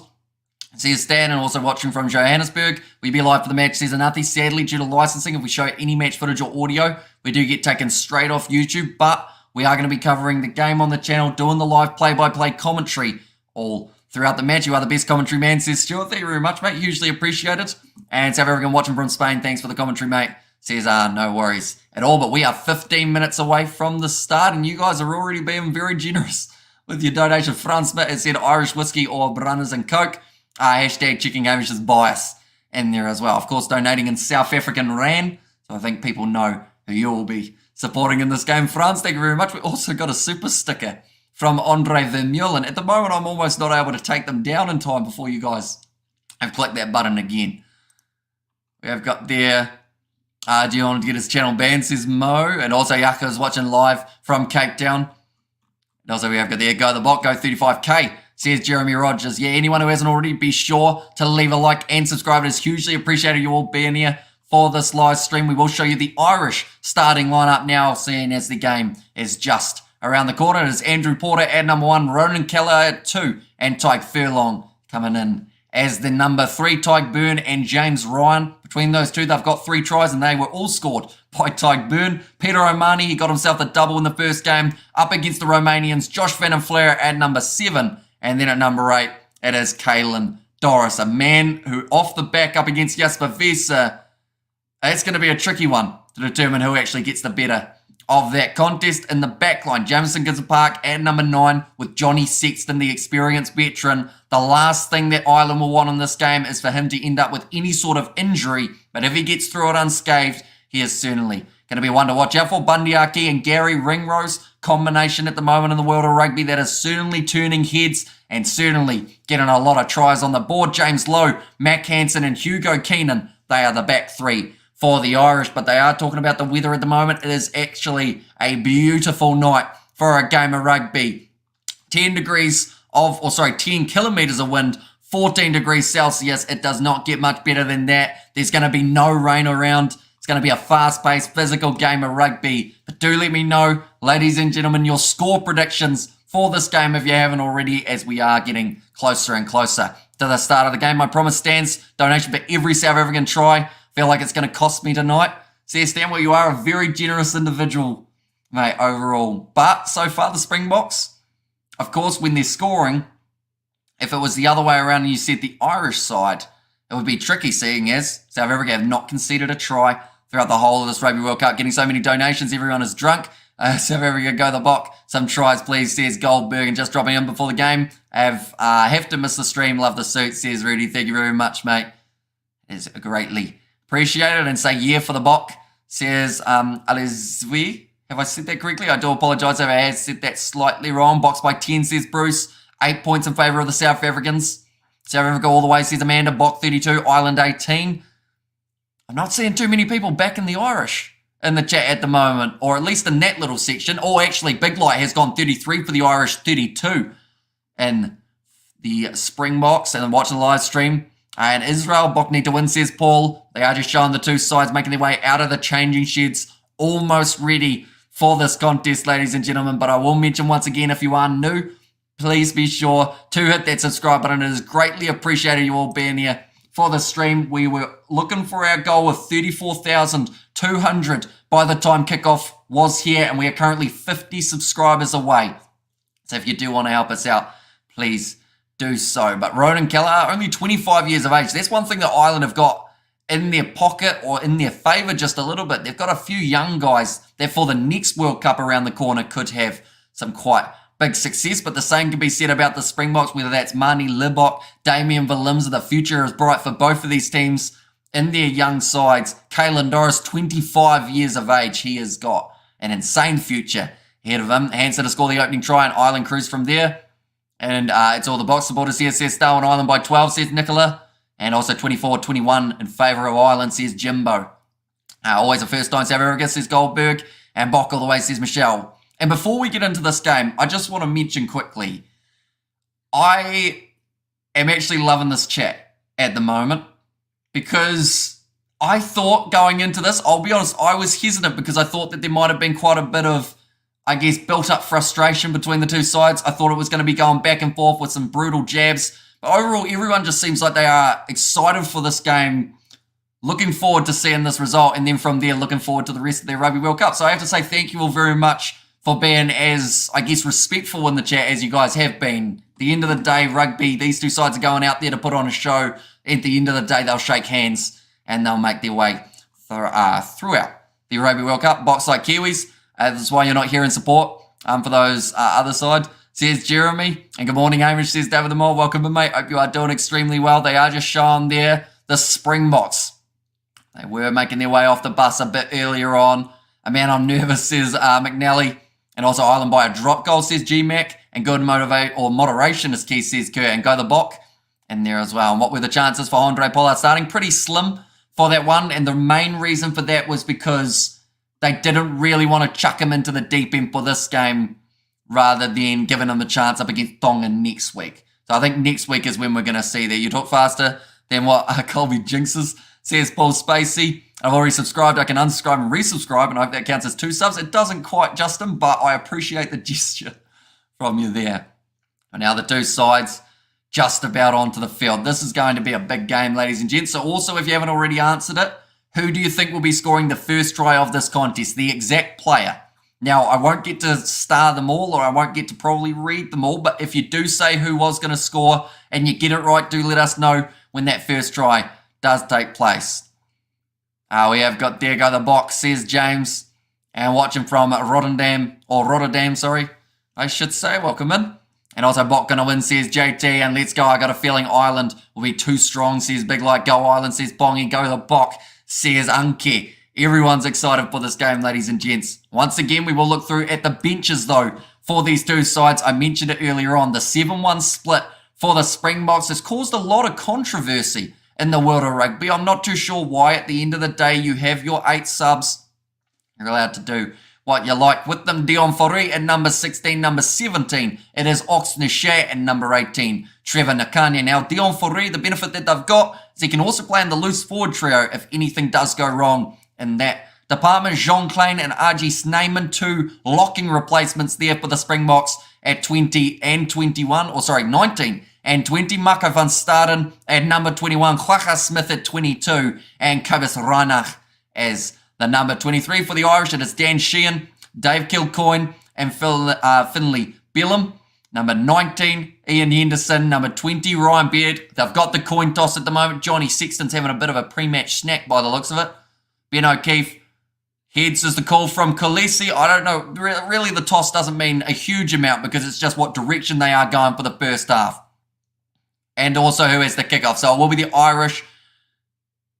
Ireland kicking off from right to left. Johnny Sexton looked up at the sky and went, hang on, is that what I said? Yeah, all right, we'll go with that. Also off the bench, Connor Murray, Jack Crowley and Robbie Henshaw, the 3 men are making their way off the bench. We have got a donation from, it was Stan there as well. He has got the super sticker. Thank you very much, mate. Hugely appreciate it. That is even before we've seen a try being scored in this game. And Kurtley Aronson will score first, says Luke. And also Ireland winning by penalties won't happen. It's a Southern Hemisphere ref. The ruck will keep running without penalties, says McNally. And also looking forward to your great commentary, says Gina. Thank you very much. There are a lot of messages in the chat at the moment. In fact, there are so many that I don't even think I got to see, about 50 in a row there from all those messages flying by.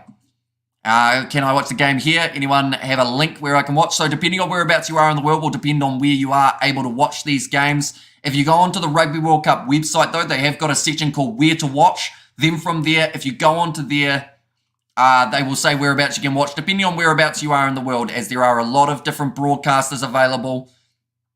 But yeah, there hopefully will be somewhere that you can watch the game for free. I've got my fingers crossed. And yellow card for South Africa in the first half.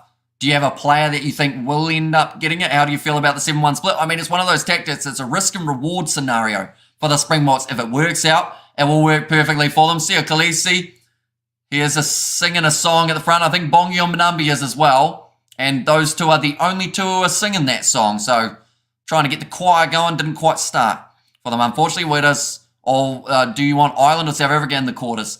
Says McNally, at this stage, I'd just be happy if New Zealand make it to the quarters. The way they've been playing. We have got their Strikeout Sports if you want to stream it. See, there was Jess there. And go the Bok. And also Springboks chant again in the tunnel. And I take a drop goal win against the number 1 team in the world, says just in case. But now Ireland making their way out of the tunnel. Getting ready for what is going to be no less than a battle between these two sides as they make their way out onto the field. The goosebumps around the stadium, of course, will be getting bigger. The excitement for this game and the tension, the anxiousness, it's all going to be growing as well. We have got there, you need to pay for APN to watch the game, says Stull. And we love you, South Africa, says Marion. And also the boys are wearing white shirts. Really nice white shirts, blue shorts. So Sia Khaleesi and Bongi Mbonambi are still singing I think the kid's singing the song too. He knows it. Watching the game through you Kiwi lads from Maputo, Mozambique. Boxed by the 10 points. We have got there who wants... Wait a minute, that went miles. I think there was who wants Fiji in the quarters. I feel like that would be a fun game to watch, wouldn't it? And who is wearing the second stripe? So it is going to be the Irish who are in their home kit and the Springboks who are in the white for this matchup. So it is rather than that multicoloured kit that they did have for their first game up against the Scottish. They have changed from that as there would have been a bit of a clash, but Johnny Sexton, the veteran, making his way now out onto the field. He will be nervous. He will be excited. And this game is going to be a big one. Kolisi is beyond fired up, though, as he makes his way out onto the field with his box side one time before we do have the kickoff. So while we have got the national anthems, we will be looking through at the starting lineups for these two sides, ladies and gentlemen. For the Springboks, it is Stephen Kitsoff, Bongio Manambi, and Franz Malharba. There at number 3, Ibn Itzebeth and Franco Mostert, the locking duo. Itzebeth recently returning from his injury. Sia Khaleesi at 6, Peter Steftotoy and Jesper Wiese as the loose forward trio. Faf de Klerk and Mani Lebok. They will be the 9-10 combo, with Mani Lebok more than likely having kicking responsibilities throughout this game. Damien Dialende at 12 and Jesse Creel at number 13. Cheslin Colby, Kurtley Arnse and Damien Belimza, the back 3 for the South Africans. Then for the Irish, their starting lineup, Andrew Porter, Ronan Kelleher and Tyke Furlong as the front row, as we hear the Irish national anthem in the background, and it sounds like there are certainly plenty of Irish supporters in attendance for this game, as it is going to be an electric one. Tyke Byrne and James Ryan, two men who have been playing very well throughout 2023. Tyke Byrne scoring himself 3 tries so far throughout this Rugby World Cup. Peter O'Mahony at 6, Josh Van den Fleur at number 7, and Caelan Doris there as the number 8. Jameson Gibson Park and Johnny Sexton, the important part of this Irish side, or one of the more important parts, is trying to get that ball out the back line to feed these men on the outside. Bundy Aki, Gary Ringrose, James Lowe, Mac Hansen, and Hugo Keenan as well. But anyone who is new to the channel, be sure to leave a like and subscribe. It is hugely appreciated you all being here for this contest. There is certainly going to be a big atmosphere when this game does take place. And we have got there, Hamish, stay focused. This is a huge fame, or a huge game. Don't get breathless. I feel like if I end up, like, that's the thing. If the ball doesn't go into touch for like a full 3 minutes, I think I'm going to pass out. I'll be honest, because I feel like I've talked very quick throughout this live stream. Definitely in the build-up. We have got there, WDF, where's the live game? It is happening in France. It's Stade de France for this game. Fun fact. We have got there, this is South Africa behind the box. Says Stal there. And come on the Green Army. And South Africa says Stalma there. And the box rule says Stan there as well. It sounds like there's a decent attendance for South African viewers in the stadium as well. We see Rassie Erasmus there. He will be fired up for this game as well. And Keha, James Lowe, Jameson Gibson Park, and come on Ireland. And also game is not being shown here, said Dean. That is very true. Due to licensing, we are unable to show match footage or audio, but we will be doing the live play-by-play all throughout the game. What this atmosphere for this game. I would have loved to be in this stadium, being able to feel what it's like. The ground will be vibrating. Faf de Klerk, that man has got a lot of eyes on him, because this game in the 9-10s, that is where it's most important, alongside that loose forward trio. Whether or not the physicality of the box can get them over the line, or whether it is indeed the ruck speed of the South Africans, or sorry, of the Irish, that will then help them throughout this venture. One moment, we will go like that. There we go. Put that back in the right place. And the South African national anthem has been sung, ladies and gentlemen. Kickoff is only less than a minute away. And I am absolutely buzzing for it. Get your beers down, your son. And also, we've got their scrum time. Says, cool story, bro. I'm so nervous and I'm a neutral. Says Big Like, yeah, this game just has big match feel. And to be honest, this feels like it's a World Cup final at the moment between these two sides. Because I don't think there's been a game that's been as heavily anticipated throughout this Rugby World Cup that has taken place already. France versus New Zealand, some would argue that that game, with it being the opener, was a relatively big one, but this is number 1 in the world versus number 2 in the world. It's side on a 14 or 15 match winning streak up against the defending champions of the Rugby World Cup. And that man, Johnny Sexton, the weight on his shoulders, that's why he's got the shoulder pads in, or else it would be dinting the top of his arms. South Africa will win, says Cyril, and take away the bomb squad with drop goals, easy work, says Krampus. I'm nervous and super excited, says Hannah, and game time, says Ezra. So the Springboks currently in their huddle. I mentioned out of a random pick that Franco Mostert would be the first try scorer in the game. I'll be honest, I think I panicked when I did say his name. But the Springboks, they are yet to concede a try in this Rugby World Cup competition.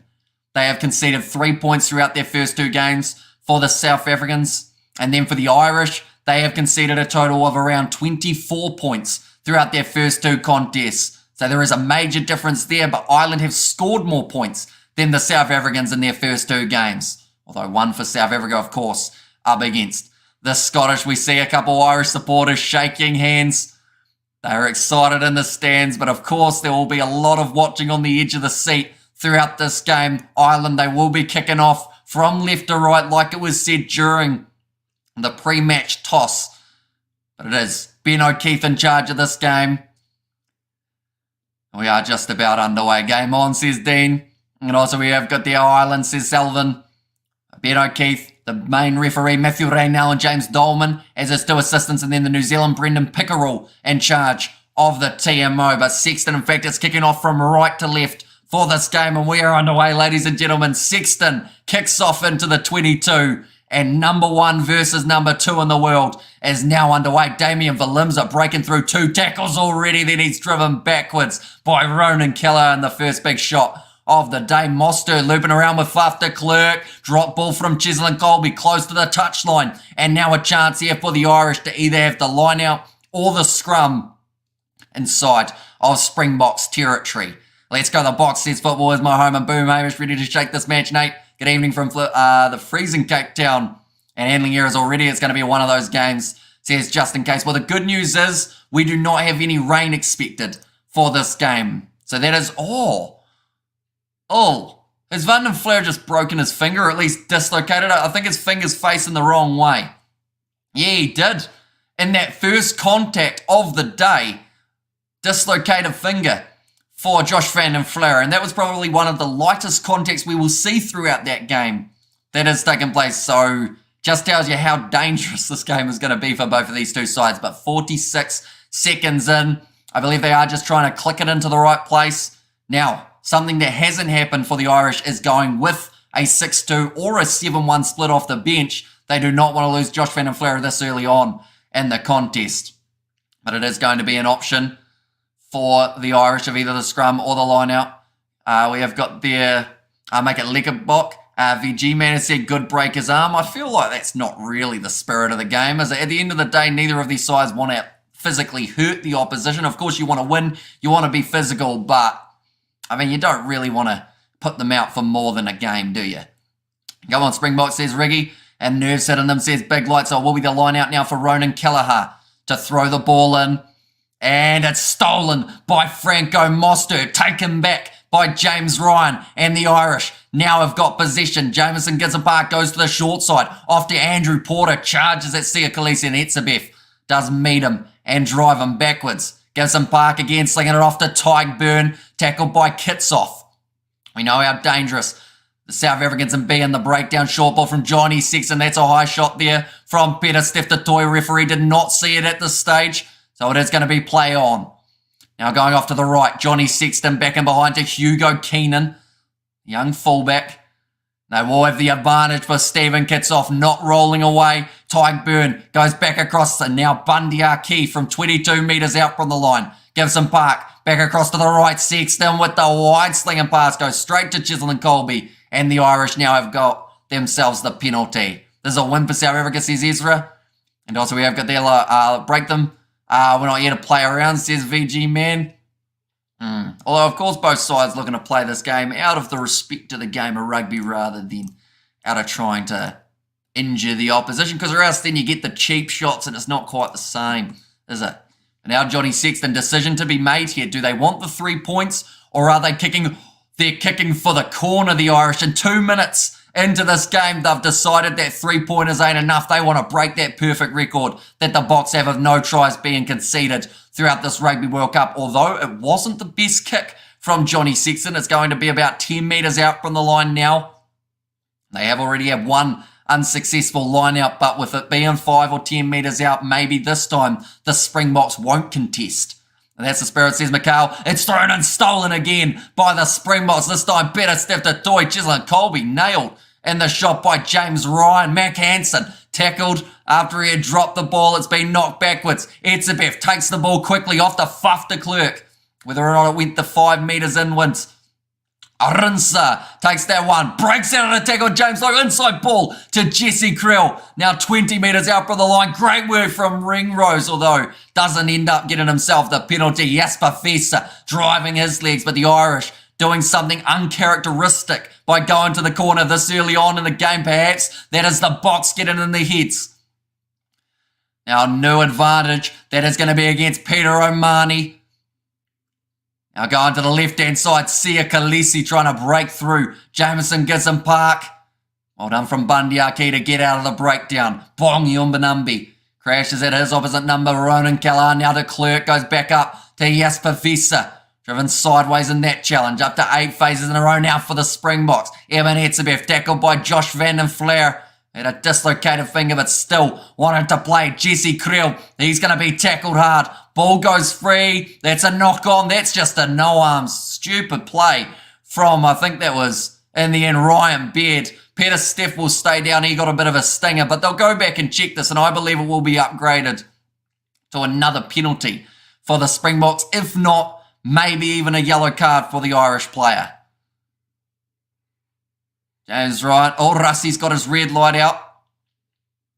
I'm not talking about the one in Amsterdam. We've got the USA, says cool story, bro. And also ref, says Ian Foster. Okay, they are going to go for the shot here, the Springboks. Now, this is interesting because normally you would see it maybe that the Irish would also go for their 3 points, but they decided instead to try and go for the corner. It was a great take from Kurtley Arinsa. James Lowe was crawling. Just couldn't quite get it lined up. It was great work from Ringrose, though. Pretty unlucky in that breakdown. South Africa, we got this Bok. And also give him a card. Says VG man. Now, it looks like they aren't going to go back to check this one. So for now, South Africa, they will still have themselves the penalty. Who's the guy doing the... Says Bryn? Is that me? Or is that someone else? Anyone who is new to the channel, of course, be sure to leave a like and subscribe, ladies and gentlemen. It is hugely appreciated you all being here for this match. We are on the road to 35,000 subscribers, so if you do want to help us out, it is very greatly appreciated. But Marnie Libok, penalty shot clock down to 3. Does get the kick over 1 from 1 tonight, and that will now make the score 3-0 in favour of the Springboks. And that will build a lot of confidence for the Boks here because they've had 2 chances of Ireland being inside of their 22, and then both of those 2 times, the Irish have not been able to get their line out right. So perhaps the scrum could be a better option for the Irish if it is an option in the future. Now Johnny Sexton walking up to halfway. I have to say that for the Irish, that would have been a little bit, I guess, different from what they planned. I can't see them often saying that they would rather go for the corner than the 3 unless they're later on in the game and they've found that momentum. Now Fuff de Klerk rolling the ball back from just outside of the 22 for South Africa. Has been told to use it by Ben O'Keefe. Does put it high. Now running on to this one, looks like Mac Hansen. He's taken it nice. He almost got tackled by his teammate there, Josh Van den Flair. A lot of pressure being put on by the South Africans, and we can see already that the rushing up defence is the tactic that they will be going with. The one who tackles low and the other who does manage to clean up in the breakdown and look for the turnover. Although, yes, Vavisa, the lone man who went up there, rush defence from de Klerk, slapped down, and this is going to be a penalty in favour of the Ireland, or the Irish side, for a deliberate knockdown. The crowd are going to boo. No attempt to catch, but because it's on the halfway, it shuts down and it just stays as a penalty against Fuff de Klerk. We have got there, Yellow Irish thought that the Bok are easy to chow, says Kulani, and also who wants to look at you the whole time, says Gert. We've got a few people who normally look at my face. I am of the same opinion as you, Gert, though. I get very confused sometimes. But there are other options of being able to watch the game. Some free, some not free, depending on whereabouts you are in the world. Go the Bok. Says Gerhard there. Fuff de Klerk not making a decent effort to catch that one. If he got it in both hands, he could have been gone there for de Klerk. But now Ronan Kelleher Throws the ball in, third in a row that the Springboks have been able to steal, although this time Mani Libok has knocked the ball on, but they will go back for the initial knock on from the Irish. Scrum feed for South Africa. That is 3 from 3. Ronan Keller, Justin is here. He needs to be adjusting his lineouts instead, because that is 3 times now that they have been able to steal it. In fact, that time it wasn't even hit by the South Africans. It was just the mistake from James Ryan going through their hands. South Africa is going to win. Sorry, not sorry, Ireland. You know your players on, was that on poop or are poop? Says Fumeza. I feel like that's one of the most polite insults we have seen in terms of this rivalry between the two sides so far. Go the Box, says Haley. We will win, says Anesu. But now the scrum beat for the Springboks. 916 kgs there, 4 back. Little bit of an advantage over the Irish pack today. That'll be a free kick now for South Africa early. Hold it back, you win early. Next one is a penalty, says Ben O'Keefe, against the Irish. And Jackie said hilarious and Go the Box says it was Tiki there. 8.5 minutes through this game currently, ladies and gentlemen. The Box have got themselves that 3-point advantage. I think Stephen Kitsoff just trying to reason with the Irish front row going, just stay there for a bit longer and we'll get it done. Get the scrum out of the way so we can start running around again. GS South Africa will, if prevail, will certainly take over number 1 in the world ranking, says Jonathan. Desperate start from Ireland, says Cringy Cook. Yeah, I mean, we don't normally see them kicking for the corner rather than going for the 3-pointers in the early stages of a game, Ireland. But I guess that is down to the respect for South Africa, the fact that they know that they can score tries relatively quickly. What do you think of the Springboks second kick? I like this one better than the other one that they had earlier on. Now, Jasper Vesa charging at the line. Great low tackle made by Josh Van den Flair. And now that breakdown's ugly. It looks like now it has been restructured for the Springboks. They're looking to the short side here, although now Faf de Klerk thought about rolling it back. Instead now goes for the box kick. It's a high halfway line. Oh, big shot on Mac Hansen. His ribs are in the third row. Now Peter O'Mahony trying to drive his way forward. It's good to see Hansen has got up though, and the penalty goes the way of the Irish again, rolling away the wrong way.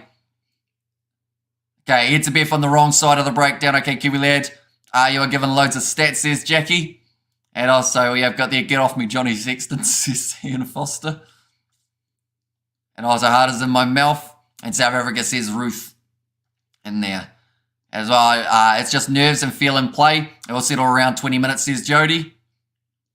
And to be fair, England's game up against the Chileans, there was actually 20 minutes when we didn't see any tries being scored, and then they managed to get themselves 71 points. So it may be a slow start in terms of try-wise, but that does not mean it's not going to be high scoring as well. And once again, Ireland kicking for the corner, 10 metres out. This is when they need to get one right, because I believe that with that pressure that they can offer at rolling maul time, that is where they could find themselves some tries. It was a great shot from Stephen Kitsoff and Kolisi, both putting in the big hit on Mac Hansen.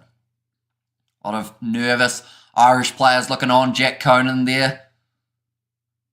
Still injured, I believe, at the moment. Jack Conan, we have got a donation as well from Mumbo Jumbo Kiwi. Thank you very much, mate. Usually appreciated. Hope you have been enjoying the coverage so far. That's another line out that has gone wrong. Mani Libok cleans it up now for South Africa. And that is 4 from 4 at the moment that have gone wrong for Ireland. I'll let about you more about what's going on, Mal, says Jackie. Absolutely. But that one has now gone into touch from Faf de Klerk's clearing kick. Thanks for your dono Jumbo, says Ian Foster there. And also Sexton has a way of stroking the opposition. Is that what's... Yeah, that's what it says. Now Ronan Kelleher, another line out. Sitting 4 from 4 that have gone wrong. Ireland just taking a little bit more time to work out what their tactic is here and how they can improve on what has already been not the best start at set piece for the Irish. Now Ronan Kelleher, Etzebeth's primed and ready to jump for this one. They go to the back, nicely taken by Peter O'Mahony. The crowd let out a jeer for the fact that they've been able to hang on to it. Nice run forth from Josh Van den Flair. Now in behind the breakdown, Gary Ringrose. Great tackle made on him by... was Damien Dialende. Now Gibson Park off to James Ryan. 2-man tackle again by the South African props. Kolisi trying to get over the ball. It's been told to leave it. Gibson Park Back across now to Caelan Doris Sexton. Space starting to open up now. Gary Ringrose slings it out wide for the Irish. They've got a 2-on-1 on the outside. Hugo Keenan pins his ears back, only 2 metres short of the line. James Lowe looks like he's a giraffe that's just been born on ice. The man can't get his feet underneath him. Now 2 metres from the line, it's a knock on. Or is it? Yes, it is. And it's going to be the scrum feed now for the Springboks once more. But that was the best attacking opportunity for the Irish. James Lowe wouldn't know it because he was lying on the ground trying to work out what his legs were. The poor bloke. We have got their Colley's defence misread. Says it was there from Ian. And finally a good Irish line out. Hugo Keenan, great run. He had James Lowe with him. Then James, he kind of got crushed there by Damien Williams. I can understand why he fell over in that case. But he was already slipping. It looks like it's quite hard to get your footing underneath you for this one. And come on, Ireland, says Christian there. So far, this game is living up to the hype. And yes, Bok, says Thabo there. And come on, Ireland, says Josh in there as well. We've got the Ireland, says Christian. But now 5 metres out from the line. We can hear the Ole going around the ground at the moment. Best commentary I can find, says Stuart. I think that's a compliment, isn't it? So thank you very much. I guess, of course, if we were able to show the game, we would absolutely love to, but due to licensing, if we show any match footage or audio, we get taken straight off YouTube, so I do apologise for that. But we are here for every game of the Rugby World Cup. We have got there what is wrong with the booked. Says Mark, are you saying the block? Oh, it's a penalty now. It's scrum time for the Springboks. Wait for my call, please, says Ben O'Keefe. That time it is against Tyke Furlong, who shakes his head in disdain. Now Money Libok going to be kicking this one towards the touchline. We've got come on Ireland shoulder to shoulder. Make us proud, and Ireland need to be more clinical. We cannot scuff opportunities like that. And yeah, it seems to be at the last moment. Each time that they've had a great attacking opportunity, it's been that handling error that has hurt the Irish big time. And Bongi patting the Irish prop, says Ian Foster. And also we've got the Ireland too eager at scrum time, says Jeffrey. Yeah, they're keen to get that contact going. You're a trooper, mate. I don't get English commentary where I am, so this channel has saved me, says the Cabbage Patch. Thank you very much for tuning in. Fuff de Klerk, cross to Mani Libok, big shot on Khaleesi by Caelan Doris. His knees are down, so the Irish have to release him. Let him go, Sexton. And now it's taken in the breakdown by Ty Byrne. The breakdown turnover is good, but then it was knocked on again by Ireland. This time, Caelan Doris is the man who puts the ball down. Ireland careful not to be offside with O'Keefe. Says Big Light. And so close, says Jumpy Jimmy, or Jumping Jimmy. It is. And South African says Rosetta. And also the Irish flags from Scrum last there as well. Yeah, if you haven't already, be sure to hit that subscribe button, ladies and gentlemen. We are on the road to 34,500. So if you do want to help us get there, we are only 150 away. Be sure to hit that subscribe button. We need a live game, not just commentary. Well, if you want the live game, if you go on the Rugby World Cup website, they have a section called Where to Watch. Depending on whereabouts you are in the world will depend on your options. Some of them are free, some of them are not free, depending on whereabouts you are geographically. Johnny Sexton, head-on-head tackle. Says Ian Foster, I predict the score, 21 South Africa, 16 for the Ireland. Says Ezra, spelt with I-S-L-A-N-D. And live game, please, says O'Connor. Hopefully I said that correctly. But yeah, once again, your best bet is to go on that Rugby World Cup website, find out whereabouts you can watch, depending on your geographic location. And that will be your best bet overall. World Cup is not the same without the ABs. Says Goldberg, they're still about. They should be making their way through to the quarterfinals. And in fact, the loser of this game more than likely will face France. And the winner of this game will face the All Blacks in the quarterfinal. Ireland's fast game going to cost them dearly, says Stan. Unfortunately, it's just been a little bit too slippery, or just a little bit too, yeah, like you said, rushed from the Irish. We have got there, can we watch the match? Then to see your face, dude, says it was Araku Mako. So yeah, on the Rugby World Cup website, they've got the option of being able to see whereabouts you can watch it, depending on whereabouts you are in the world. So that would be your best bet. Come on, Ireland, from Colombia, go on, says Flobber. I can't wait for the bomb squad, says Stuart. And yeah, it's that big question mark for the Springboks. When do they decide to take their players off the field and start to replace them? Now, Fuff de Klerk feeds the ball in at scrum times. It's holding strong from both of these teams, not even moving an inch. About as even of a scrum as you will see in a game of rugby. Damien Valimza now stepping around Jamison Gizem-Park, almost found his offload away to Faf de Klerk. Vesa has to play a halfback, gets it off to Etzebeth. In the breakdown, Caelan Doris didn't get the turnover he was after.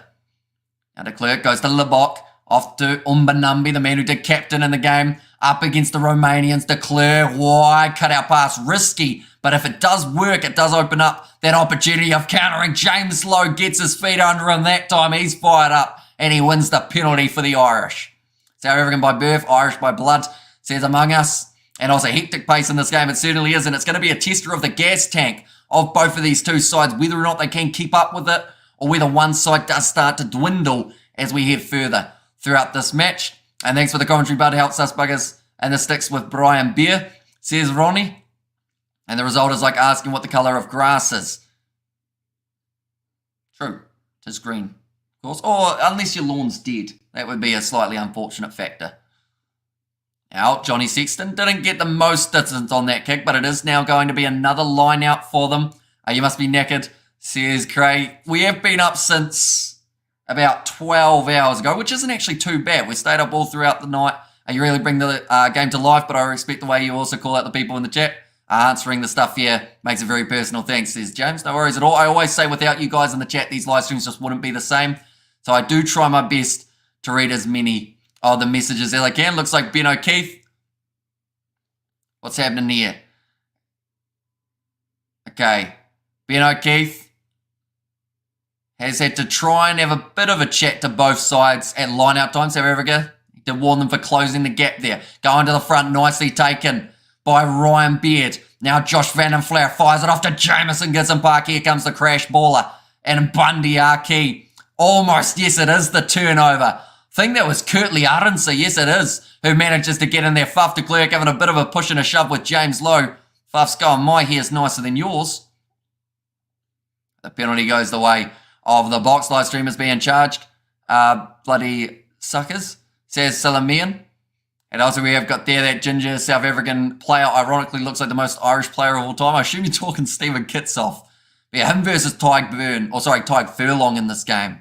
So far has been quite an even matchup. Nice kick from Libok into touch. I think Ben O'Keefe is just saying if he keeps getting talked to by players, he is going to start getting annoyed. Thanks for the great coverage, says Gina. Thank you very much. And where are they playing, says Rudy. They are playing at Stade de France for this match. It's still 3-0. It is indeed. After 18 minutes in this matchup, now nicely thrown into Eben Etzebeth. Faf de Klerk back across to Libok. Looping around was Kurtley Arendse. Flat border. Jesse Kriel charges forward. Tackled by Van den Fleer once more. Nice inside ball off to Peter Steftetoy. De Klerk goes off to Umbanambi. Tackled again by Van den Fleer. He has been a very busy man throughout the first 19 minutes of this contest. Now Mani Libok back across to Damien Dialende. Ringrose sat down and he might be in a bit of trouble here. Looks like, yeah, he's not looking too flash. I think he might have gotten rocked a little bit in that challenge. Now Valimza goes for the kick in behind, and it does go out 2 meters from the line. Territory battle 1-0 for the South Africans. And South Africa have invited Will Skelton to scare the Leinster boys, says Gareth. And also we've got an absolutely clueless coach, says Mumbo Jumbo Kiwi, but it looks like Ringrose is a little bit slow getting back up to his feet. It was the first run that we've seen from Damien Dialende, and boy did he have an impact. Looks like it might be shoulder, though, for Ringrose rather than knocked out. Why scoreboard say 24th of September? It is because it's New Zealand time that game does have up there. So pretty much because we're a little bit ahead in the New Zealand time zone, that's why it's got 24th. We have got there, this game is electrifying, says Ezra. Hello to the world, says Kokimia, or Mima, I should say in there. Nice charge forward from the Irish with Caelan Doris. A bit of a counter-ruck there from Franz Malharba, just causing a bit of a disruption for this Irish side. Oh, charged down by Eben Etzebeth, goes into touch, and it will now be an Irish line-out. The big man Etzebeth returning from his shoulder injury, looking to enforce the physicality, charges. The crowd are booing. I think they felt he could have been offside there. But does Ireland have so many South Africans? Says Stuart. Which ones? I'm looking through at their side, and I don't think there's many South Africans. I think you're thinking of Scotland. Sorry, Scotland. Thank you so much for this commentary. I can't find rugby in Canada, says Catherine. That is going to be a not straight throw from the Irish. Inaccuracy from Ronan Keller. And now South Africa have got themselves another attacking chance inside of the 22. This is the World Cup and not some Sunday pub match. This is where they separate the Irish from the Bok. I thought SABC Sport was going to broadcast this game. They were supposed to, but it seems to be any time SABC say they're doing a game, they then don't do that game. Or it seems to be only some people do have that game available, which is a big shame. Lineouts lost 5 for the Irish so far throughout this game. Where can I spec the game without paying? Says Chantel. Unfortunately, there aren't too many options. Depending on whereabouts you are in the world, though, there may be a free alternative. So if you go on the Rugby World Cup website to the Where to Watch section, you may be able to see where you can watch the game. Robbie Henshaw now making his way onto the field for Gary Ringrose. Stop telling people to leave your page, says Rip D. Although I always say if there's a way to watch the rugby, I highly recommend watching it. Like, we're kind of that backup if you guys aren't able to find it in like a free-to-wear option. But there won't be any way of watching it on YouTube, sadly, due to licensing. They take it straight down. SABC is a circus, says Dal, and also why the Springboks are not in their jersey. They are in the away kit because they are considered the home side for this match. So they wear their alternative strip out of just the way that the Rugby World Cup draw is set up. And thanks listening from Andorra, says Francois there. Now Faf de Klerk. It's the ball available at the back of the Springboks scrum, 20 metres from the line. Damien Dialende looking to injure another player. Oh, he has. He's almost knocked down Johnny Sexton as well, who was very slow and laboured, getting back to his feet. Peter Steph-Toy, the ball's been ripped out by the Irish. It's forced down by Ronan Keller. A bit of push and shove there. What's Jesper Wiese doing? Why is he getting in it? What happened there? He wasn't even involved in what happened. And if he continues like that, Sia Khaleesi's gone over and realised that it could get reversed if they're not careful.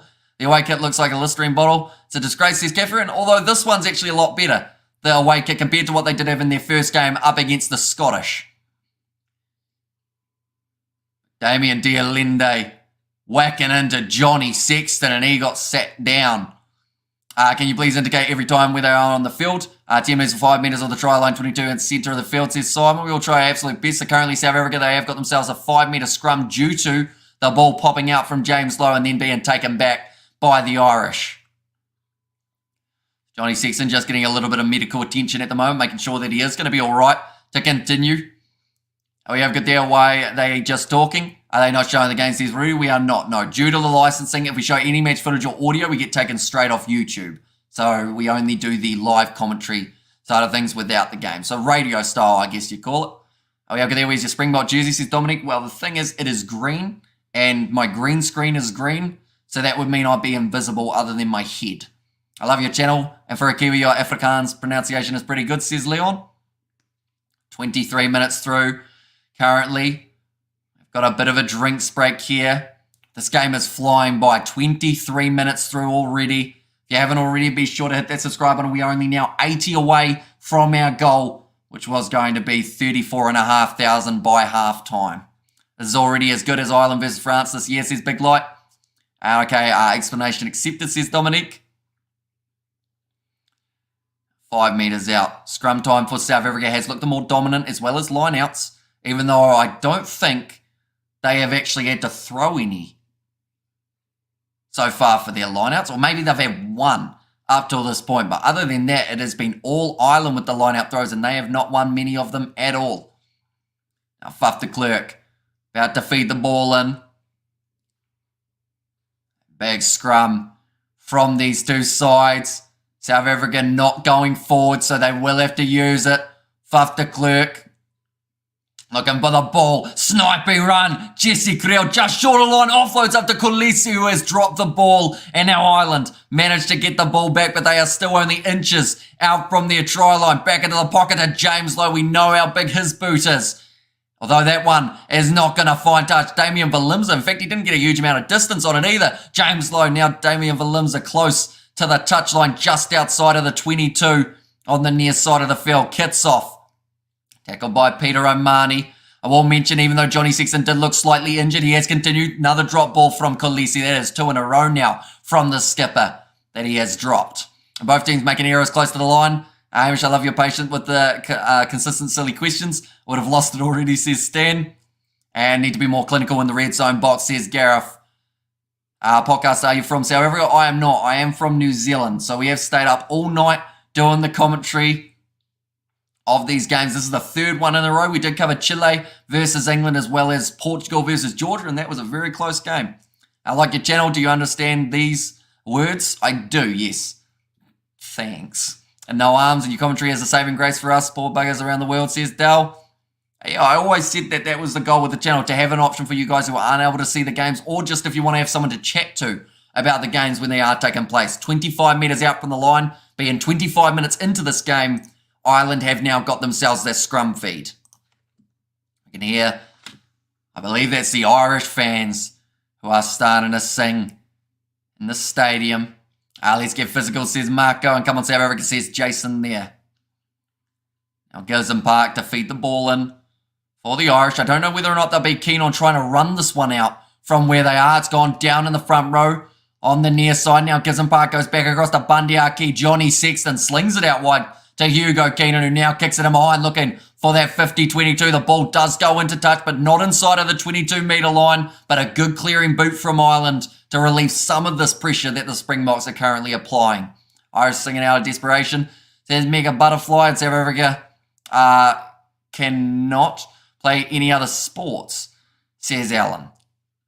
I mean, they're doing pretty well in a few other sports. Cricket's one that comes to mind that the South Africans aren't too bad at. Also, we have got the Irish flags from Dumnell. Hopefully I've said that correctly. And go to the box, said Lauren. Thrown in, Eben Etzebeth, uncontested line out. That's a big difference between the two sides as well. Every time the Springboks have looked to try and get that steal, Faf de Klerk, back to Mani Libok.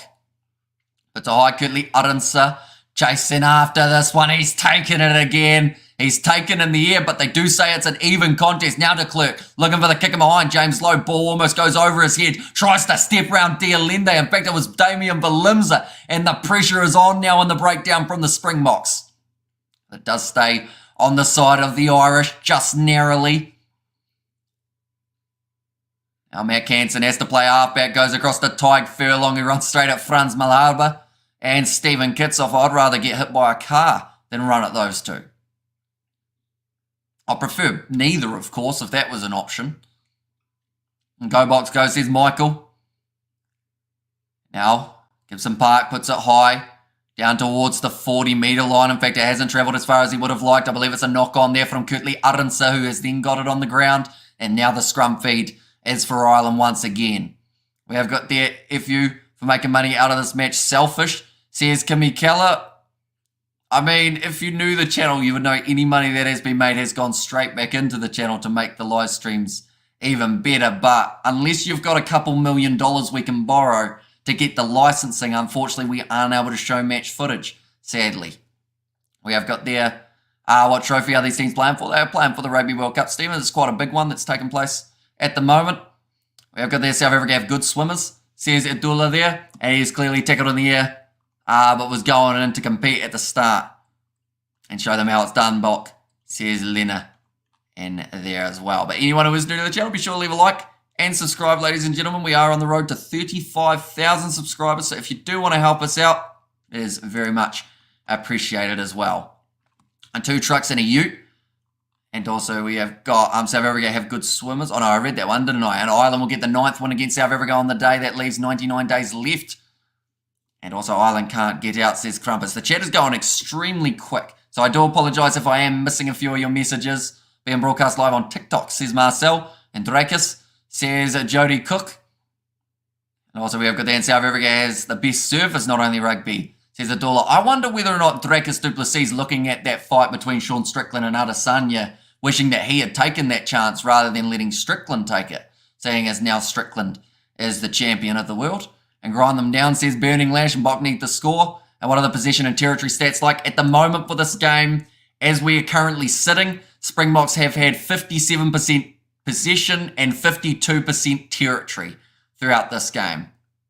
So both in the favour of the defending champs. South Africa green and Irish green are different enough that they could both wear their home colours. I agree. I feel like overlap isn't hugely there for them. I forgot to like, sorry, done now, says James. Ain't ever very good at UFC. Says, cool story, bro. And also 5k likes needed here, says James. Yeah, anyone who hasn't already, be sure to leave a like on the live stream. Also subscribe. We are on that road to 35,000. And I actually feel we've got a decent chance of getting there by the end of this game. Now Bundyaki breaking through the line for the Irish. It's a foot race. Jesper Wiese misses the tackle and now moving up to the 22. Aki. Ireland, the counter-attacking chance. Great bit of work there from the South African defence to rush up, shut down that backline movement of the Irish, and that didn't allow them to be able to use that backline the way they first anticipated over the ball there. South Africa, though, not quite able to grab that one. Bundyaki, short pass up to Peter O'Mahony. Good tackle from Kirtley out at inside to tie up the arms, not allow the offload to come. Now Andrew Porter, tackled again by Franco Mostert. We are still yet to see the first try of this match, and also we are yet to see a try scored against the Springboks in this Rugby World Cup competition. Andrew Porter, not a lot of numbers on that side. Big shot from Franz Malherbe to take out the kneecaps. Now Ronan Kelleher trying to break through. Jesper Wiese makes the tackle on him, gives him back, goes off to Johnny Sexton. The moment South Africa, they are keeping their defence structured, not allowing another line break to occur. Now Andrew Porter goes in behind, short ball from, I believe that was that Hugo Keenan who's been crushed under that breakdown. Now Johnny Sexton thought about the kick and sold the dummy, which meant Faf de Klerk went the wrong way. Inside ball to James Lowe, needed a pass. And in the end, I mean, Jameson Gibson Park had a brain fade there, although it's going to be the advantage now to the Irish. Very lucky for them to retain there. Andrew Porter sells the dummy. We can see Lebok is sprinting across the field to try and cover the cross kick if the Irish do decide to go for it. Now Gibson Park, they have still got the penalty advantage. They do go high now. That's not going to anyone from Robbie Henshaw, and they will go back for the penalty. And I believe now Ireland will decide to take those 3 points. They went for the corner earlier. I don't think they can afford to do that again. Definitely not when they are 3 points down in this match. It's a good match so far. It's been a fast-paced one. Neither side wanting to take that backward step. Even though we're seeing quite a few line breaks, quite a few big opportunities, we are still yet to see either side cross the try line in this game. What are Ireland thinking here? I think they're thinking they want to go for the corner. No, they should go scrum. If they're going to go for anything here, you go for your scrum rather than your line out. You don't get, oh, they're going for the corner. I don't know if this is the right decision. I feel like the scrum in this scenario would have been a lot better off for the Irish. You still would have retained that ball. Whereas at the lineouts at the moment, you're about 30% likely to keep that ball. 5 is the call from Ireland. And they will be now 5 metres out from the try line. 31 minutes through. They're looking for a ball. Looks like someone's stolen it. Looks like Gary Ringwise might also be able to make his way back out onto the field. He has passed the HIA. Now Kelleher to throw the ball in for the Irish, taken to the front by Tyburn, and they have actually retained that one. Josh Van den Flower breaking off the back, tackled by Mostert, 5 metres out from the try line. Gibson Park across to Bundyaki, trying to catch up with Arundel. Got himself 5 tries in their last game for the English. O'Mahony now tackled low by Mostert. He's had to have a very busy game on defence. Now across to Caelan Doris. Ball still there for the Irish forwards. Peter O'Mahony sold the dummy, tackled by de Klerk and Jesper Wiese. They don't look like they want to shift this one wide as of yet here, the Irish, but that is the risk up against the South African side who are so clinical in turning over the ball. Advantage for offside. My voice got an handle at Sexton close. Cheslin Colby gets on him and says, no, you're not getting over the line as of yet. James and Gibson Park now going off to the right-hand side. James Lowe pass out wide. Mac Hansen will he almost went dead, but he scores the try for Ireland, the first of the match, and they will now take the lead in the 33rd minute. But eventually, the Bok defence that didn't want to break, that is the first try they have conceded throughout this Rugby World Cup. Johnny Sexton, bit of brilliance from him to carve up the middle, got close to the try line, then James Lowe, the cutout pass out to Mac Hansen, outnumbered on the outside, almost went dead from it, which would have been a massive mistake, but he wanted to make it an easier kick for Johnny Sexton. I was able to do just that. And what a try, Ireland. And also we have got their dodgy boy Iris up to save and go Bok, bring it home, says Linda. And try time Macca Hansen. You said it'd be Mac, or you said it'd be Mac me, says Yvonne. And first but not the last, says Timmy. Exactly right. These two sides we've seen throughout the first moments. Normally when there's one try that comes through, there's normally another one just around the corner. But Johnny Sexton, the decision to go to the corner, in this case did pay off. I still thought the scrum was the safe option, but Ireland, I think we've learned from this game, they aren't willing to play safe. They don't want to be complacent. They want to be number one. There'll be no surrender, says Stephen there. And how long till halftime? Still another 6 minutes remaining in this half. And also Ireland go. Boys go, says Chantal. And go Hansen, says Craig. That one has now gone over, and that is going to be making the score 7 points to 3 in favour of the Ireland, or the Irish side. The ref is questionable, says Veer. What part of it do you think is questionable? I know that we haven't really heard too much about the referee until that try has been scored, but now that that's been scored, what is it about him that you think was not great there? A touchdown us, says Gold Story. Oh, damn it, says Jeremy. And a respond box responds, says Sino. And that's the thing, the Springboks are normally a very clinical side, and being able to fight back as soon as they do end up losing, or not losing, but having a try against them. Damien Dialende goes in behind, 5 metres out from the line. The ball goes into touch. And now Ireland have got themselves the line out there. The ref is suspect, says Dominique. And what is the actual score? I don't see a change on the scoreboard here, says King. So it is sitting 7 points to 3 at the moment. A beautiful Ireland, says Jumpin' Jimmy. And I like your humour, says Samantha there. Early days will make it go Bok. Now Kelleher to throw this one in. The Springboks are marking them, and they are on them like a rash when it comes to their lineouts. Omani's done well to sell the dummy to make them overcommit to the back. Now big run from Caelan Doris. We've seen 46 carries so far from the Irish, and the penalty goes their way too. Player not rolling away. That is against Peter Steph-Toy. And now Ireland will be able to clear their lines. Keep trying, South Africa, says Kieran. And also we have got there, go back and see why the ref is questionable. Ireland should have had a yellow card just before the line out, says Andre G. And come on, what did the ref do wrong here, says Fletch? Apparently there was something just before the line out that we didn't see. And Bok's always lying on the ball, says Josh. Yeah, unfortunately for Peter Steph-Toy, just got trapped in there, couldn't get out of the way. And Bok, says Jeff. And also, let's go Ireland, says Asin. And then the ref is questionable, says Natasha. And come on the Bok, says Paige. There as well. Currently, penalty count, we've seen now 5 against South Africa after back-to-back penalties compared to the 3 that we've seen against the Irish. We have got the epic match so far, said Burning Lash. It certainly has been. It's been a tightly contested one. Ireland thrown to the front, nicely taken by Peter O'Mahony. Going off to Jameson Gibson Park now. Johnny Sexton to Bundy Aki. Crashes towards the line again. Caelan Doris short ball. Off to Kelleher. Every shot that the Boks are putting in with their tackles, they are getting driven backwards. The Irish here. Short ball from Sexton. Aki met by his opposite number there, Damien Dialende. Great match, 2 even teams, says Calmac. And Goss, this match is intense, says Patrick. And there as well. And also, but we love being the underdogs, says Dominique. Going into this game, Ireland were considered underdogs. Perhaps now it has changed a little bit due to that first try being scored by the Irish. Now to the left-hand side, Eben Etzebeth. The 25 metres out, Fuf de Klerk. Now to the left-hand side, Mani Libok puts the ball up high and behind.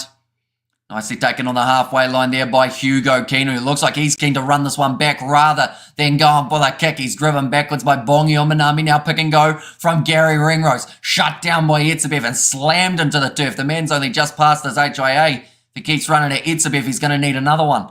Now out to James Lowe. Goes for the kick in behind. Looks like the ball is going to just end up rolling dead in the end. And they'll go right back to where it was kicked from. Ireland over the Southern Hemisphere, says the scene. And also Ireland all the way, says Stephen. And second half is still to come, Bok. So show them the spirit, says Ronique. And that is where that 7-1 split off the bench is going to be so evident for the Springboks. Whether or not those extra forwards in the second half, we know how fast this game's been played throughout the first half for the tempo of the match. So if it is that the second half, they are a lot more efficient later on because of that extra stamina, perhaps that is where the Springboks will have themselves the advantage a little bit later on.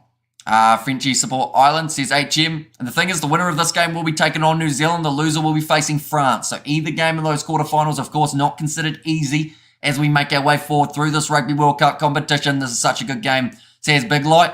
And Ireland is going to eat them. Ireland will enjoy biltong after this match. And why is the scoreboard not changing? Because no one's scoring.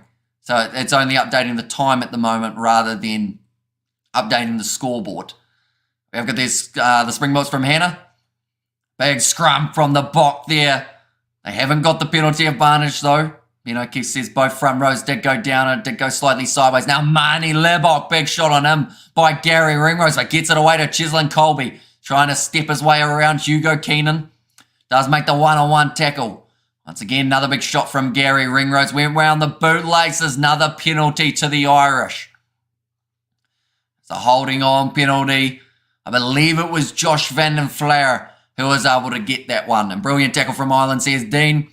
And also we have got there, and the chat, my brew, this commentating is the bomb. Diggity, awesome stuff. Keep it up, let's go. Boxies, epic Jim fails and laughs.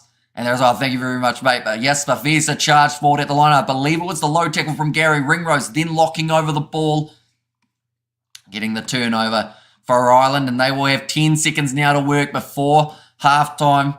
We've got these Irish commentators are biased, says it was there from Ian Foster, and what saw that coming, or well saw that coming, says Big Light. And Yeet says Scrumless looking pretty sharp there. Amish says I'm Giant. Thank you very much, mate. Josh Van den Flair, I mentioned how he had a bit of a quiet World Cup up till this point. Certainly trying to make the most of it up against the Springboks. Now, another line out. Ronan Kelleher, 22 metres out from the line. In the South, everyone can stop thinking they're the strongest now. Please, says Giddy Giddy. There is only 4 points difference between these two sides. It's a long 40 minutes in the second half, so I don't think anyone is for certain going to win this game as of yet. And I will mention, though, every game that a side has led at halftime, they have gone on to get themselves the win. I feel like this is the game, though, that could be the difference maker in that regard. Definitely if it is this close. Big shot coming in on Matt Hansen. Now Ireland looking to use it to the left-hand side. James Ryan, tackled low by Franco Mostert. The ball's popped out, and it's going to be on the side of the Springboks now. Loose ball, picked back up, but they're going back for the penalty in favour. Oh, no, it's a knock-on, my apologies, and that is going to be now half-time, and that is 7 points to 3 going into the second half. We have got there Springbok to the core, says Johnny. Georgia not though, right, says Gus. Yeah, they were the exception of the draw rather than the win in that one. How come I got an ad during your stream? That's a good question. I think YouTube changed their thingy recently in an update. Because some people have said that they've been receiving ads on live streams rather than just at the start and finish like we used to have. So I'll be honest, I don't really know how YouTube works. I just sit down here and somehow the live stream doesn't crash. We actually had a live stream earlier on today that did completely crash out, which was not ideal. We are not hearing some of the players' names. The wings not getting the ball. Not a lot, no. Cheslin Colby probably touched it once throughout that half, maybe a little bit. Other than that, coffee time, says Kieran there. Welcome in, Kieran. Hope you are doing very well, mate. What a half, says Sam Wilson. Yeah, definitely a close one between these two sides. But looking through at the key statistics from that first half, ladies and gentlemen, we did see one try being scored, and it was Mac Hansen who did manage to get himself the try. Franz Malharba, he is the man who has made the most tackles throughout this game with 11. Most running metres is Bundy Arki with 66, although he hasn't been able to add to his try-scoring tally as of yet. And then Mac Hansen, he has got the most points out of any player out there on the field, getting the 5. And then Bundy Arki, the most carries, crossing the game line with 4. Although I would like to think that Damien Dialende wouldn't be too far off that as well with the way that he's been able to charge forward. Ireland don't have enough points, says Mitch. Yeah, I think a lot of people know that this second half, it's anyone's game. We have got their other box are pathetic in the way they are playing from a captain down. No ball control, nothing, says Gio. Yeah, they actually, believe it or not, at that point about 33 minutes into the game, I mentioned about the possession and the territory. They were both in favour of the Springboks. That last 7 minutes of the half, though, 58% territory now in favour of Ireland. Also alongside that, 57% possession in favour of the Irish. So the Springboks just not having that ball enough in the last 10 or so minutes of the half. And that is actually what has caused the momentum swing. Looking at the running meters, we've seen 147 from the Irish compared to the 111 from the Springboks. So relatively even in that department. 15 defenders beaten by the by the Springboks, and 13 defenders beaten by Ireland. So even though the Springboks have not scored, they have actually beaten more defenders throughout that first half. We have got the I want to fix your tie. That knot needs to be smaller. It is quite big, isn't it? I don't know how it ended up being that big either. I did the same double Windsor that we would normally do. Is Khaleesi injured? He is not. He's just unfortunately not having the sharpest game at the moment. He's ended up dropping the ball twice just out from the Springboks, being able to score over the Irish try line. And just those little mistakes have been actually costing the Springboks quite dearly throughout this game. This is a proper test match. I love it, says Stephen G. And also Ireland very tidy and doesn't make many mistakes, says TT. And just crossed over the international date line, so lost a day. Now I'm closer to your time, Amish, says Kerr.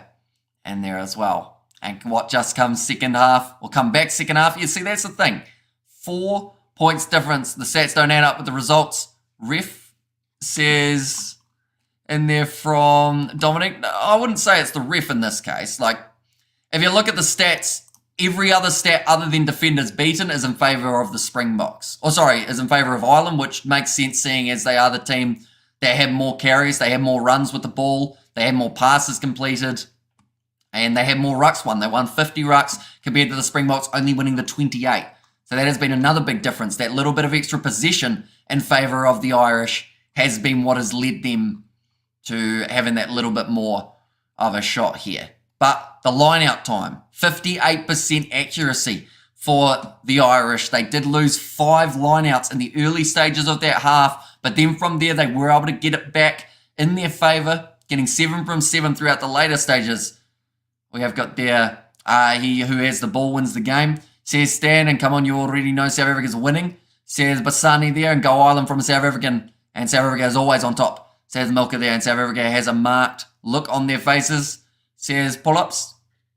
Yeah, I think there's some individuals for the Springboks who did actually step up relatively well throughout that first half. I should mention they had to make 90 tackles, and 11 of those tackles were actually made by Franz Malharba. The other players in the starting lineup who I felt haven't done too badly. We're seeing quite a bit of Stephen Kitsoff in terms of those physical hits. Same with Eben Etzebeth. Franco Mostert getting those line-out steals were quite handy for the Boks as well. In terms of the rest of the side, though, like Damien Dialende, he's had 2 runs. Arinsa, he was good under the high ball, but we haven't really seen enough of him, I wouldn't say. And Go Ireland says it was there from Davey. And also F Ireland, says Milkerman. So that's quite a difference between the two comments. Worthy of a final, says Dom. And that's the thing. There is a high chance that these two sides could end up playing each other in the next Rugby World Cup final, which could be quite intense. Matt Hansen scoring himself the try. He did well throughout that first half. Johnny Sexton at 10, even though he's been shut down at times, has still been able to find those nice passes that have helped. And also he was the player who ran it forward rather than going for the wide cutout pass first. A great game. Wait a minute, that moved. Where'd it go? Great game. Ireland more organised in the box, more impetuous. Great game, says Nicola. Never seen O'Keefe refereeing so badly, says Lorenzo. Although 10 penalties in one half is actually pretty low in the world of rugby at the moment. In terms of these Rugby World Cups, we have actually almost had around maybe 14 or 15 penalties per half. I just spoke you here and shave, buddy, says Stephen Grobler. And there's, oh no, I like leaving it bad so that you guys get angry at me. And what kind of ball is this? Says Cool Story Bro. Well, not the one that we are watching at the moment. And also we have got there managed to watch on SABC Plus. Where'd that go? The chat's going that quick that as soon as I start reading a message, it pops up with 10 messages below it. Poor commentary, which was your commentary on the live, says Judy. Thank you very much. And also we have got the opinions on the ref, says Kaylin. Like, I know no matter what I say here, someone's going to get annoyed with me. I honestly didn't think it was terrible for that first half. A majority of the penalties, there were a couple off the ball things that I noticed that could have easily gone as a penalty. Perhaps the likes of that one when it was James Ryan running through, hitting Marnie Libok late. I thought that that may have been going to a penalty, but then saying that Ireland already had a penalty, so perhaps they felt it wasn't worth a yellow card. I've got the box, says Anita. And also Ireland is the first country to score a try against South Africa in this World Cup. They certainly are. But the question is, will they be the first side to win a match against South Africa in this World Cup? Or will the South Africans be able to fire back in the second half? My big question mark is who's going to be the subs that South Africa make in the early stages of this half? Do they decide to make those changes quickly, or do they leave them for a little bit longer? Looking at the benches for these two sides, it is going to be Dion Fourie at number 16, Osnashe 17, and then Trevor Nakanye at number 18, Jean Klein and Archie Snyman. The two men in the locking duo, Maka van Staden, Hwaka Smith, and Okobus Reinach there at number 23. So this is where for the Springboks, if something isn't quite working in their back line, they've only really got those two options of Hwaka Smith playing like he did back in the sevens in their back line, or they have got the option of Kobus Reinach to try and turn it around for them. But I would say that overall, to be honest, I'm not sure where the Springboks, of course it's the handling at the moment that is hurting them, but in terms of their player-wise, I feel like there's no one who's had a terrible game outside of handling. Of course, Sia Khaleesi dropping the ball a few times did not help. Robbie Henshaw, he got to have a little stint on the field while it was the Ringrose HIA. Crowley and Murray, the other two back replacements. Beard, Henderson, Bellum, also Kilcoyne and Sheehan, the last men to come off the bench. And to be honest, if the Ronan Kelleher lineouts kept on going the way that they were at the start of the game, sitting about 0 from 5, I wouldn't have been surprised if Dan Sheehan was making his way on at halftime to try and help this side out.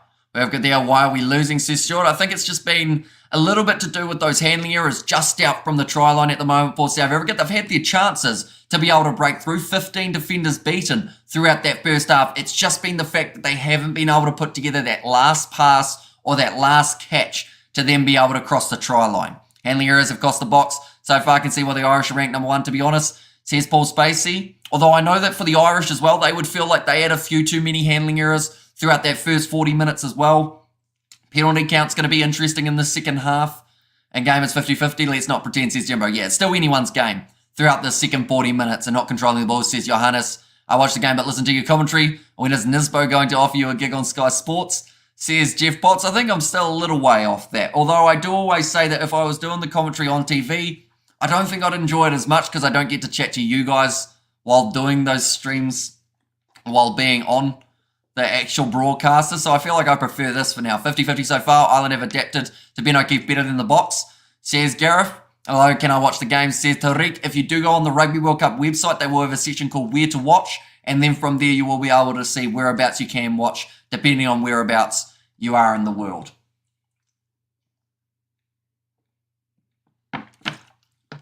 We've got the ABs for life, says David, and Springboks have load shedding, says Jacob.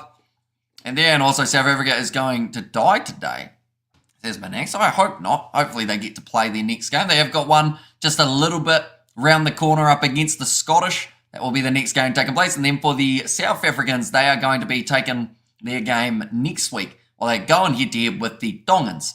Is there water in their bottle? It is indeed. If it was anything else other than water, I always say I'd be on the floor about now because it's 1.5 litres and I'm probably a lightweight.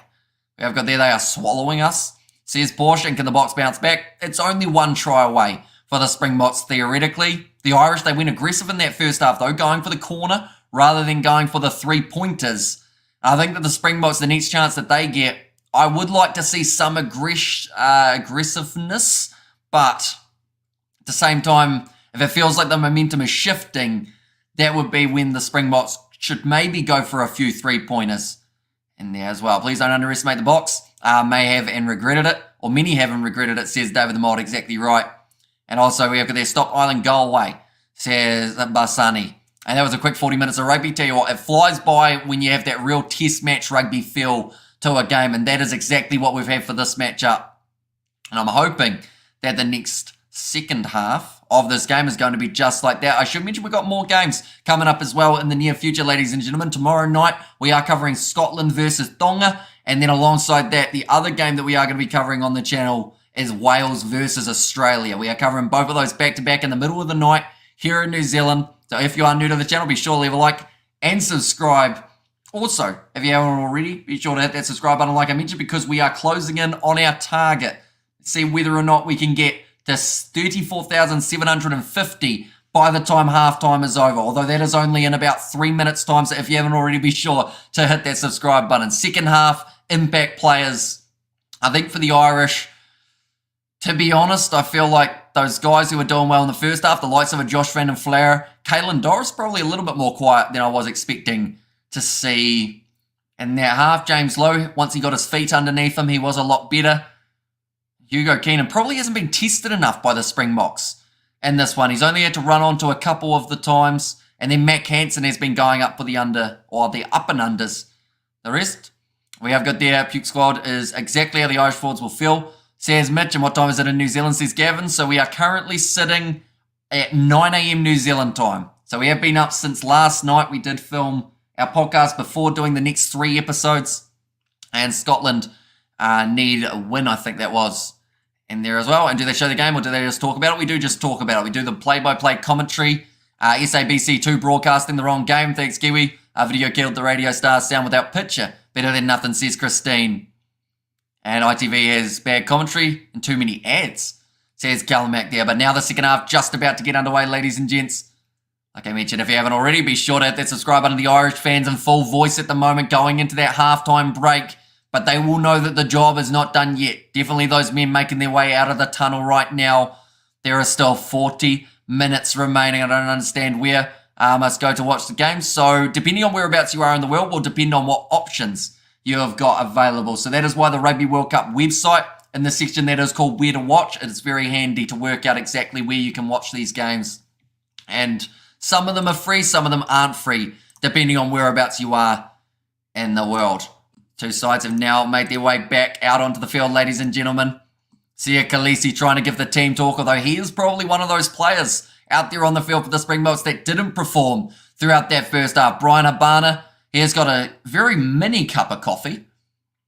Getting a bit of caffeine in him before this game. He'll be thinking he needs to go out there to try and save this game for the Boks.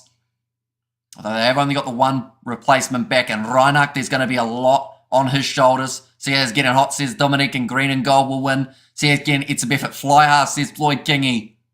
Not the first time the Irish has had a problem.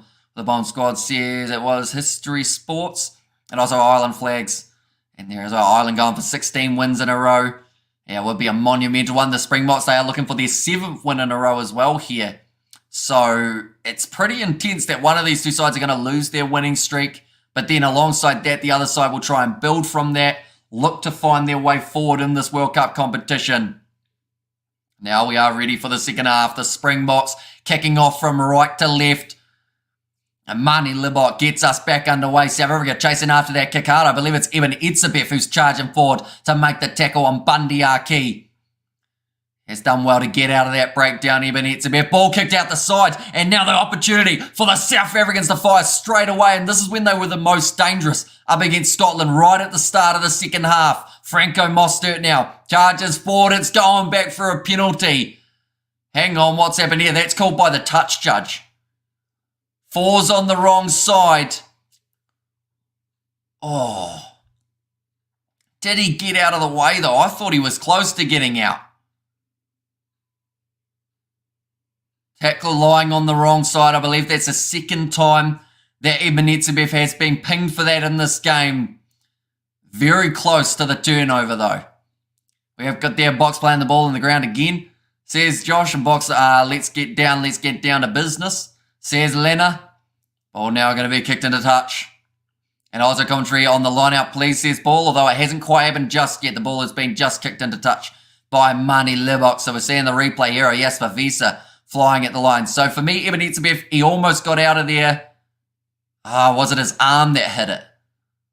It might have been. That caused that ball to disrupt, which is why it is a penalty to Ireland. Now thrown over the back. Nicely claimed by the Irish. Number 4, Tyke Burns. Short ball from Bundyaki. The Ringrose, who was tackled by Damien Dialende. Now going for a little bit of the territory gain. Gives him Park. Nice kick in behind. And de Klerk has to let it roll out. Did that hit de Klerk? They try and take it quickly. Don't think it did in the end. And Ireland has this game in the bag, says Shane. And Box on the wrong side of O'Keefe now says Big Light. I just bit my tongue. That hurt quite badly. We have got come on South Africa again. Dirty Irish, says Dominique. Oh, it might have brushed the arm of de Klerk as the ball was rolling out. But it is going to be a Springboks line out. That might even out a little bit. Springboks got penalised for that last one. They now have ended up having a line out that could have gone the way of the Irish. Now Kolisi, 10 metres out from the line, has managed to catch that one. Now de Klerk looking to kick this one downfield off the left. I'm wondering whether Reinach would add that little bit more of an attacking mindset to the Springboks in the second half. And then maybe that helps, or running straight into his own player there, Mac Hansen. Off now with the offload to Peter O'Mahony. 38 metres out from the line. Jameson Gibson Park goes to Johnny Sexton, kicks it in behind, and it's bounced and will go into touch. It seems like the Irish now, they are playing for that territory game, trying to force them back, and Box must get their act together, says Hillary there. And also we've got there, it's a long half time, get on with it. Says it was there from Stephen. Well, the second half started, Stephen. We're currently sitting about 4 minutes into it. Now Bongi Umanumbi with the line out throw. Almost stolen by O'Mahony. Slaps it. Back into touch. Ireland trying to claim that ball. And I believe by the sound of the crowd cheering, that may actually be a line out for the Irish now. And second time, Ireland should have got a yellow card. Ref overlooks at the one linesman. Clearly pro-Ireland, says Andre. And also play smart Irish. Tire the box out, says Alex. So yeah, they've said that the ball has come off Ibn Itzebeth at that line out time. So now the Irish 10 metres out from the Springboks line have got themselves another line out. Ronan Kelleher throws it in. Mostert swipes it away just like he did all throughout that game up against the All Blacks. Now de Klerk, the ball available at the back, 10 metres from the line. Let's look to put it up high. This one looks like it won't quite drift into touch. In fact, it does. Mac Hansen smartly decides to leave it alone. And we have Gadessia Khaleesi, don't let Ireland win. Are we all there for you and your team? Says Kita. And also, at least there aren't any cheeky French fans at the game singing their anthem, says David. And how many World Cups have Ireland won? Says Dominic. None as of yet. But a lot of people have felt that this year is their best chance of being able to walk away with a Rugby World Cup. They come in as 4 favourites, though, heading into this one. Which is surprising, seeing as they are currently ranked number 1 in the world on a 15-match winning streak. The Box came in as first at the moment, I believe, and then it's France, then New Zealand, for anyone wondering about that order. But now, running forward, Ronan Kelleher on the halfway line. Gets off, causing a disruption in the breakdown. Kolisi gets over the ball almost with the turnover, but wasn't quite able to hang on to Jameson Gibson Park for long enough. What do you do for a living, mate? Says Abdullah, I am a builder. And then, yeah, I do these live streams on the weekends and also during the day. That's a Springboks penalty again. Yeah, poor concrete on Friday, so the muscles are still feeling it at the moment, but luckily I sit relatively still on these ones. We have got there, this looks like a Rugby World Cup final, says Jacques, and there is a chance that it could be. RG Snyman now coming onto the field. Okay, Jean Klein as well. And then alongside that, I believe they are bringing on Quacha Smith. So the question mark I have is, who are they going to be putting where with these changes? First 3 changes, a lot earlier on. And we have got there, oh well, you are a builder, I am a coach, says Ian Foster in Box for Life. And show us your muscles, says Dominic. No, there's not much to show. They're hidden in his suit, aren't they? And even without the suit on, they're hidden too. Looks like de Klerk, with the penalty going the way of South Africa, they are looking to line up this kick from around 52 or 53 metres out. In fact, 56, a little bit further than I first anticipated. Oh, we need a builder come to the islands of Madagascar.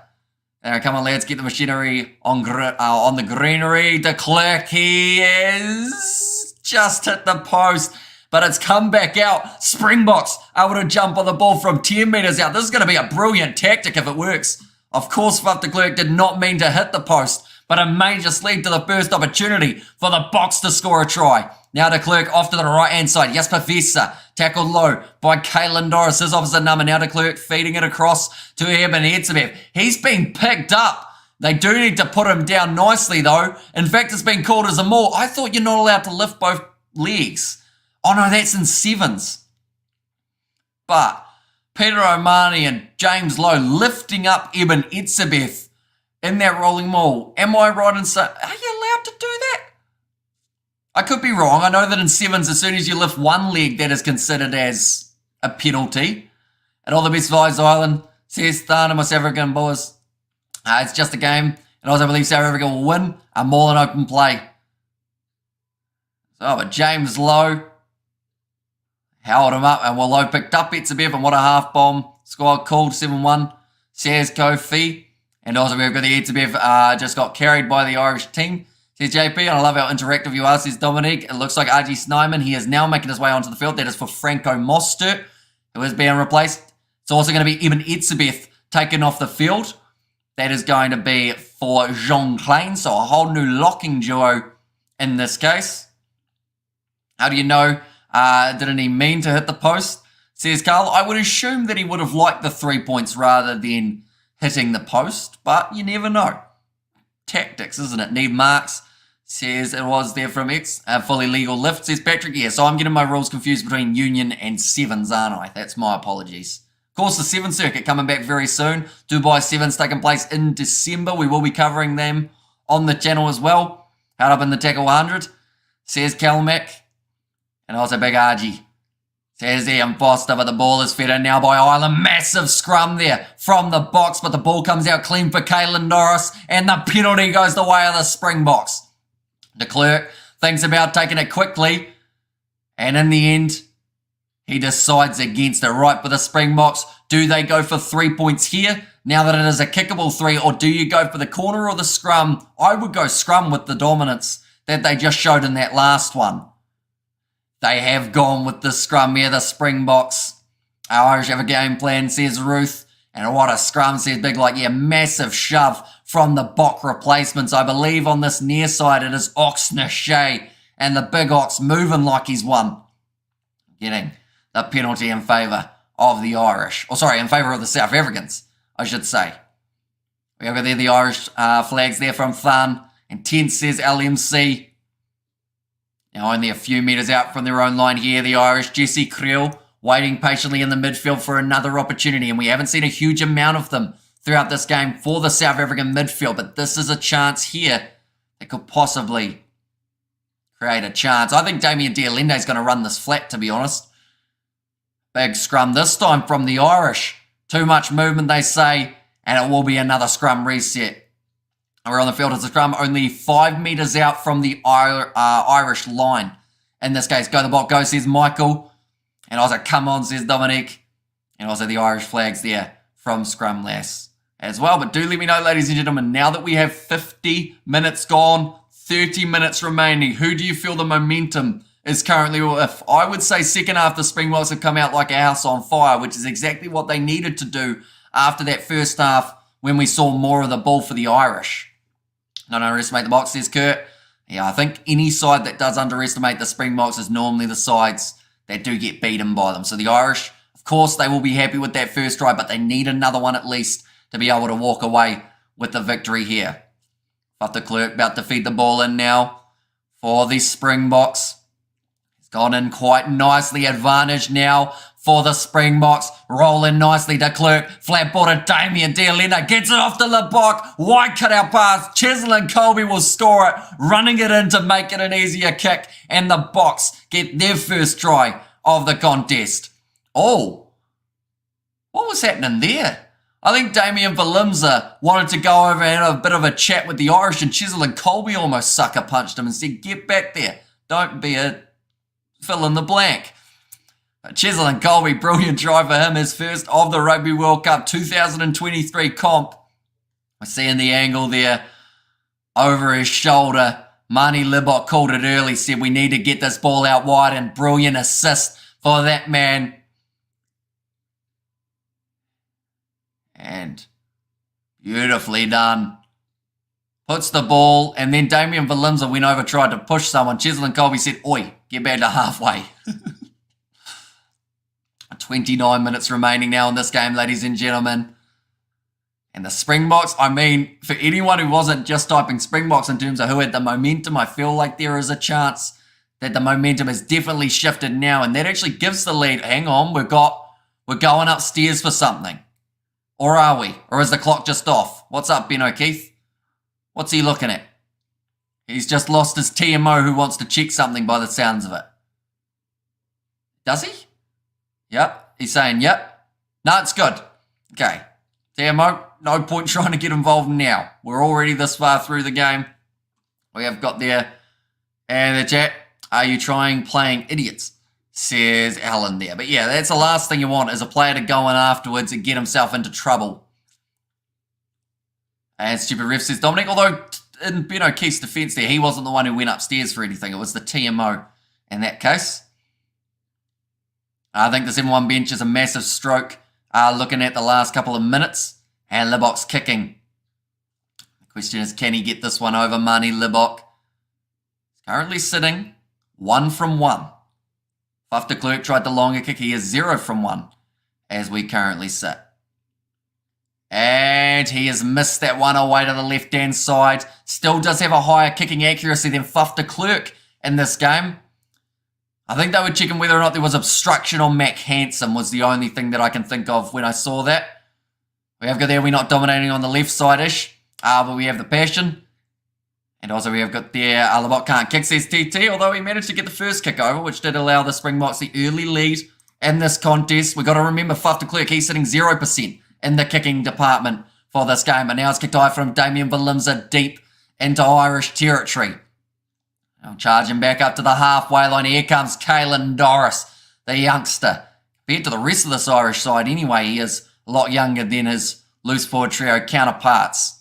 Ball's kicked high from Johnny Sexton. Close to the touchline. Mark is called by Damien Valimza. I believe throughout this next little while is where we need to see the Springboks up the tempo. They've got the momentum. Now they need to try and use it. And Libok needs to take the angle he used against the All Blacks. Stop using that. Hang on, that disappeared. Stop using that and started missing the kick a lot. Yeah, he's taking a lot more time with the kicks, and I feel like that might be actually hurting him because he's getting too long to think about it. Hugo Keenan goes up for the 50-50. And Mako van Staden, he is now on the field for Sia Khaleesi after the captain did not quite have the performance he would have liked. Wide cut out pass there. Our wide Jesse Creel has now got Cheslin Colby with him, decides to cut inwards. We have got the donation from Stan Paulson as well. Thank you very much, mate. Hugely appreciated. Back across now to Damien Valimza. Great step round Hugo Keenan. I mentioned about that in my preview of this game. In fact, it was in the build-up for this live stream. I said about how every once in a while Hugo Keenan does get step. We saw it in that game up against Charles Piatel and the game up against the Tongans. We saw it again there. We've got there, it's over South Africa, although they are currently leading by 1 point in this matchup. And how much time is left, says ASMR. At the moment, still another 26 minutes remaining, so plenty of time on the clock.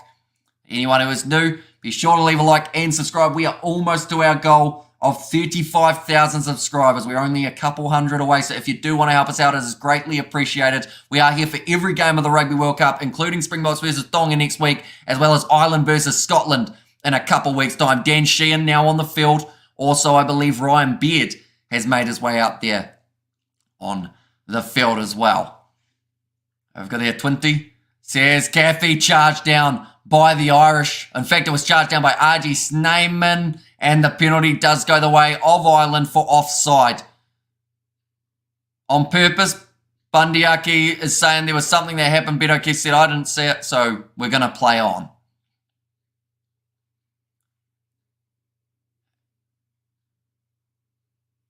Okay.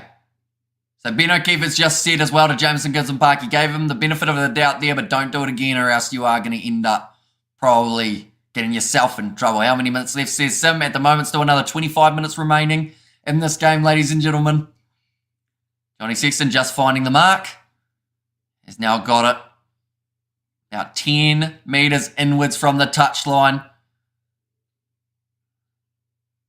That one has gone into touch. This will be the first line-out throw we get to see from Dan Sheehan since he has returned from his injury. I realised earlier on I said about Ryan Beard rather than it being Ian Henderson who has made his way onto the field.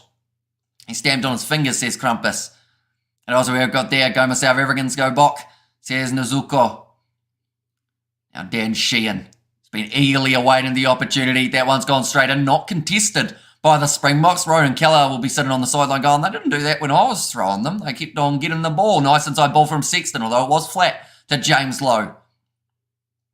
Now Gibson Park Looking for that next passing option. It will be Gary Ringrose. Pop pass up to Caelan Doris. Great leg drive through the tackle of Marnie Libok. Physical. Counter ruck there from Whaka Smith and gets his side the scrum feed after the knock on from Ireland.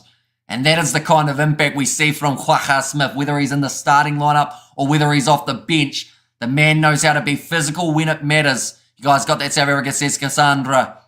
And also, it's like a final. Certainly is, and it could be the Rugby World Cup final as well, ladies and gentlemen. Sexton, it was a good shot on him by Jesse Creel. James Lowe getting a couple extra metres. We've got there, Kiwi lads, you are full box supporters, says Davian. I don't know about that. I'm pretty impartial for these ones. Anytime I've said that Ireland get the penalty, I get yelled at by the Springbok supporters saying that I'm back in Ireland. I just subscribed like a Flow brother. Says Ash, thank you very much. And also we've got the how long is left. Says Brendan, still another 23 minutes. So plenty of time left on the clock for these two sides, for one of them to get themselves the victory. It's gone down in the front row. That's a penalty to Ireland.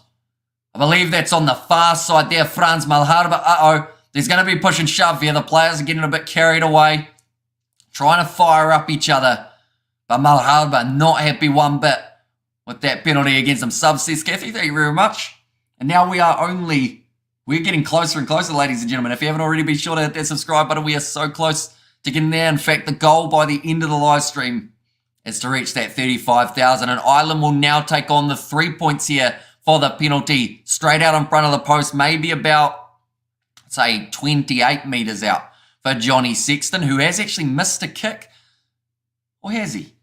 Has he missed a kick? No, he hasn't.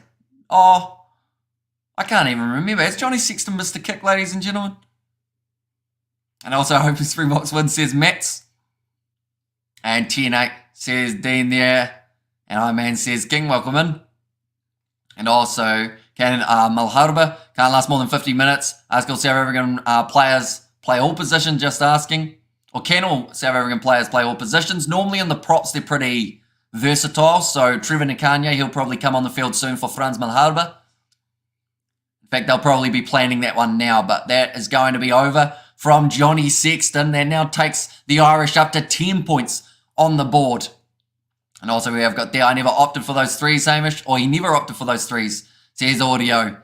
And also you can do this, Ireland, says Eldon there. Not this game, but yes, he has normally when he has an injury, says Richard. Are we tough as... And South Africa and Scotland in the quarters, says Q. It's a bold call, isn't it? But I feel like at the moment...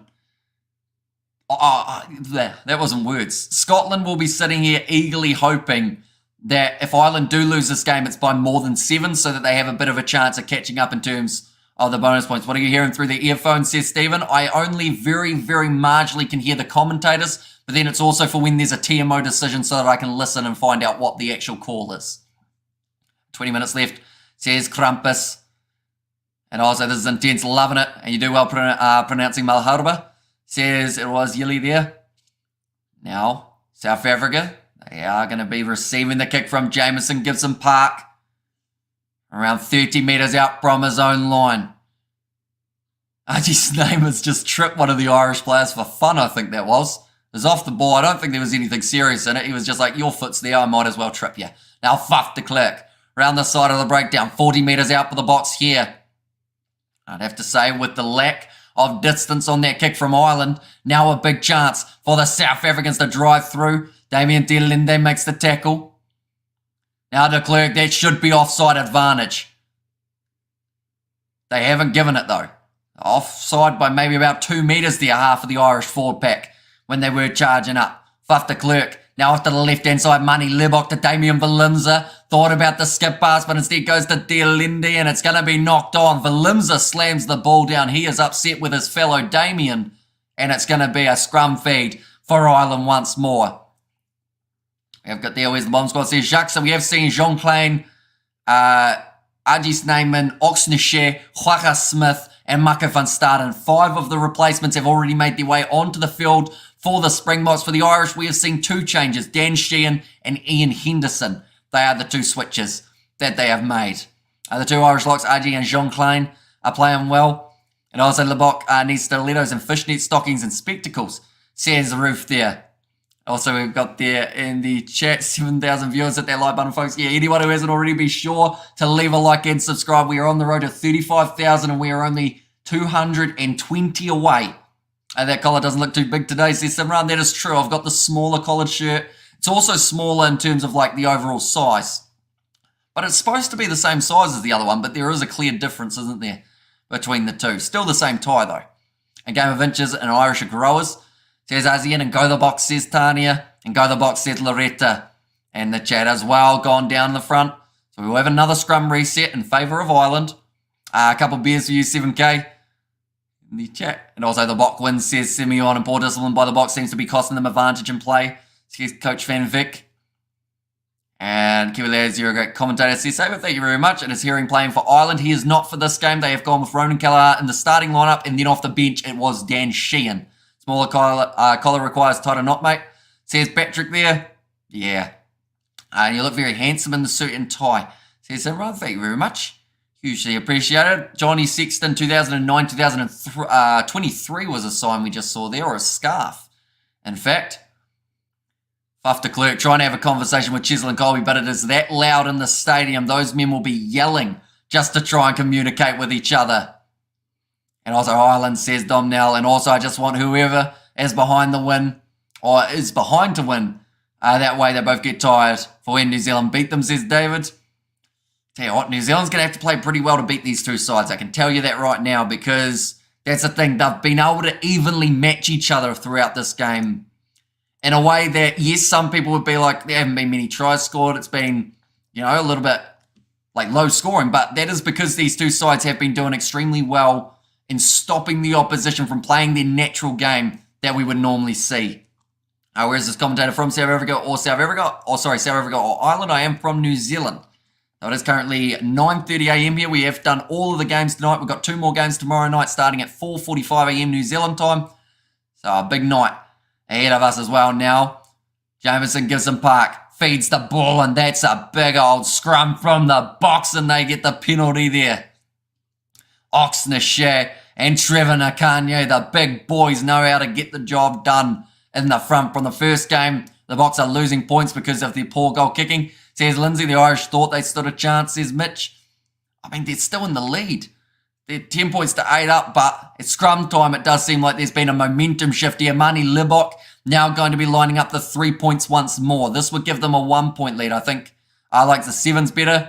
What's this oldies doing? Honestly, says Dipolelo, we are going to be covering the 7s though when it does come back around. Of course, the Blitz box going to be in action throughout the 7 circuit for 2023. Come on, Ireland, best nation on earth, says Asen there. And the score at the moment is 8 points to 10, although Mani Libok has now got the kicking chance to close the gap and give the South Africans that 1 point advantage. It won't be a lot, but it might be enough in a game that's been so close. Has the new squad come on yet? I'm at work doing in and out on this live commentary, says Sino. So at the moment, 5 of the subs for the South Africans have been made. The only ones that haven't is Dion Foree, Kobus Reinach, and also, in fact, that might be all of them. I think they've made 6 changes. In fact, Libok, he's missed again for Mani Libok. I feel really bad for him, though, because the problem that they've got is people will lose faith in Libok. The thing is, though, as well, Fuff de Klerk is sitting 0 from 1. So I have to say there's no guarantee that that kick would have gone over even if Fuff de Klerk did take it. But in this game, when you're playing with inches, you need to take every advantage that you've got. That could be taken the wrong way. Close game, says Tomisha. It certainly isn't. South Africa, please bounce back. We believe in you, says Matthew James. And come on, man, says Kevin, love your pronunciation, says Nalita there. Thank you very much. Usually appreciate it. Now Ireland making a couple more changes. Dion Foree, he is out there on the field now for the South Africans as well. So the only change that they haven't made is their back replacement and Kobus Reinach. In fact, that's a lie. They've actually brought him on for Jesse Creel. So going with Fuff de Klerk as well as Reinach on the field. 2 halfbacks. That is not unfamiliar territory for the Springboks throughout their last few games. And the bot can't take the pressure of the World Cup rugby. Says Lindsay, penalty again. Right, is this where we see Fuff de Klerk say, I'll try and take it? I don't think he'll be keen. Because at the end of the day, you don't want to be that guy who's missed. Faf de Klerk's already missed one. Marnie Libok's already missed two. Now what do they do here? It looks like they are going to be going to the kicking tee once more. We stand behind you, Bok. They are going for the shot this time. It's Faf de Klerk, ladies and gentlemen. So I want to say the amount of stick that Marnie Libok is getting, if Faf de Klerk misses this, I feel like it has to be shared throughout the group. You know? Now, Faf de Klerk from 52 metres out. Love your commentary, says Yelly. Thank you very much. And let's go, Hamish. You're on a fire roll. And also, come on the box, says Christine. Here comes Faf de Klerk. 8 points for the Springboks. 10 points for the Irish. Faf de Klerk has missed as well, ladies and gentlemen. That is, I believe, the last 3 or 4 kicks taken by the Springboks have been missed. De Klerk sitting 0% accuracy. Marnie Libok only sitting around that 50%, if not maybe a little bit lower than that. And now Jamison Gibson Park makes his way off the field. It's going to be Connor Murray who makes his way out there. Well done, Fuff, says Ronald Edwards. Why are we hooking it? How wide are these posts, says Audio. No, they're normal regulation, I'd say. But the problem is Fuff's hooking them one way. Marnie Libok's hooking them the other. Just need Hondre Pollard. Strike it straight down the middle. Now de Klerk back to Marnie Libok. I should mention this is not over yet for the Springboks. They've still got 15 minutes remaining in Valimza with a great attacking run. Oh, you're up short there. I feel like the Irish behind the back of Ben O'Keefe could have been penalised for that one. Unless I'm just getting the line wrong, but I believe that they were up extremely early for that one. Faf de Klerk now back to Damien Valimza, put high. Good pressure put on by Connor Murray. There, James Lowe, he's knocked that ball on. Scrumpy now for the Springboks. From about 35 metres out. What the heck, South Africa, says Kim. Tries, please, Bok. South Africa really are terrible at kicking, says Jonesy. We have got there, these kickers suck. And we need to go for the try, says JP. MS4 in total. WGF guys, come on, says Joe. And that could have been a massive difference maker in this contest in terms of the amount of points that have been scored. And generally shot that Fuff missed. And also used something, says Estelle. I'm not sure whether that's at me or the kickers in this contest. Sia Khaleesi looking on alongside Eben Etzebeth. They will be nervous at the moment, seeing as this job is not done. They are still behind by 2. And if they end up giving away a try at some point throughout the next 14 or so minutes, that might be the end of the game for the Springboks. But they have got themselves the attacking scenario now. We need Pollard. Please get rid of Libok. See, that's the thing. I think you can have the best of both worlds, though. I believe that there is a world that Pollard and Libok can be in the same starting lineup without too many problems. Faf de Klerk now going after Damien Dialendi. Good run forward from him, but that's the problem. You'd have to ditch that guy or Andre Esterhuizen to be able to make that happen with Pollard as an inside centre. Now de Klerk cross to Oxnishare. Tackle low by Tyke Byrne. Connor Murray trying to get over the ball. It's a clean turnover. And the Irish get the ball back on their own 22. Byrne goes back to James Lowe. Charged down by Faf de Klerk. And 22 metres out from their own line, Ireland have got the line out. It's stupid for the Boks to win here. Says Stellenbosch need to get... that's disappeared. And send Money home now, says Gorilla Dome. But I feel like the attacking side of things from Marnie Libok is still enough to keep him in the team. It just is the requirement that the Springboks maybe need another kicker. Because when you look at this try that the Springboks were able to score, you'll notice they're on 8 points. That try was scored by Cheslin Colby off a wide cutout pass spotted by Marnie Libok, called by him off the scrum. So because of him, they scored the try. It's just because of his kicking, as well as Faf de Klerk's, though, that they haven't been able to get those other points. Are we okay there? Do you see the post missing like it's part of the game? Which side you on, dude? Says Kim. You guys know I'll be impartial on these live streams no matter how much people try and sway me. Do like to call these games straight down the middle. James Lowe, inside of the 22. Big boot from him. Nicely taken at the back by Damien Valimza, who looks to run this ball forward. Charging Billum. Been able to take him down low. Now de Klerk, little bit of a fumble from him. Marco van Start and sells the dummy. Tackled by Sexton. And a bit of a roly-poly there. Those two men on the ground. Libok, great hands from him. Gets it off to RG Snyman. And he's got space. But he does run straight at James Lowe. The box up to the 22. Now Libok. Nice cutout pass to Jesse Creel. Peter Steph de Toy just throws the ball into touch.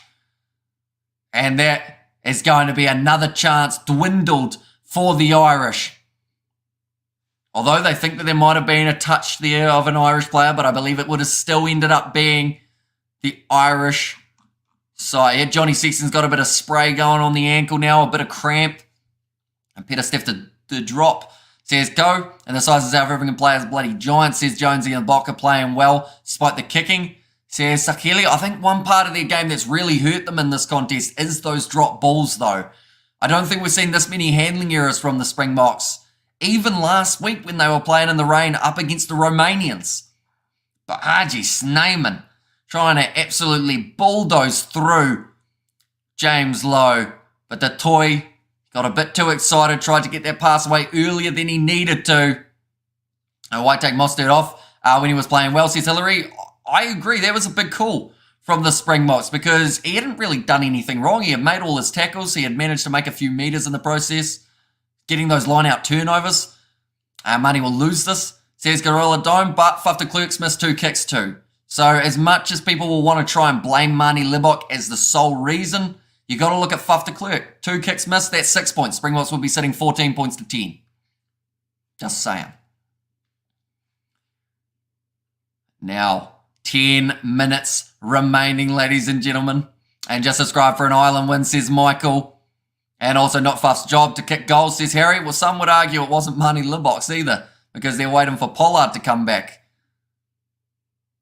Now, on forward here.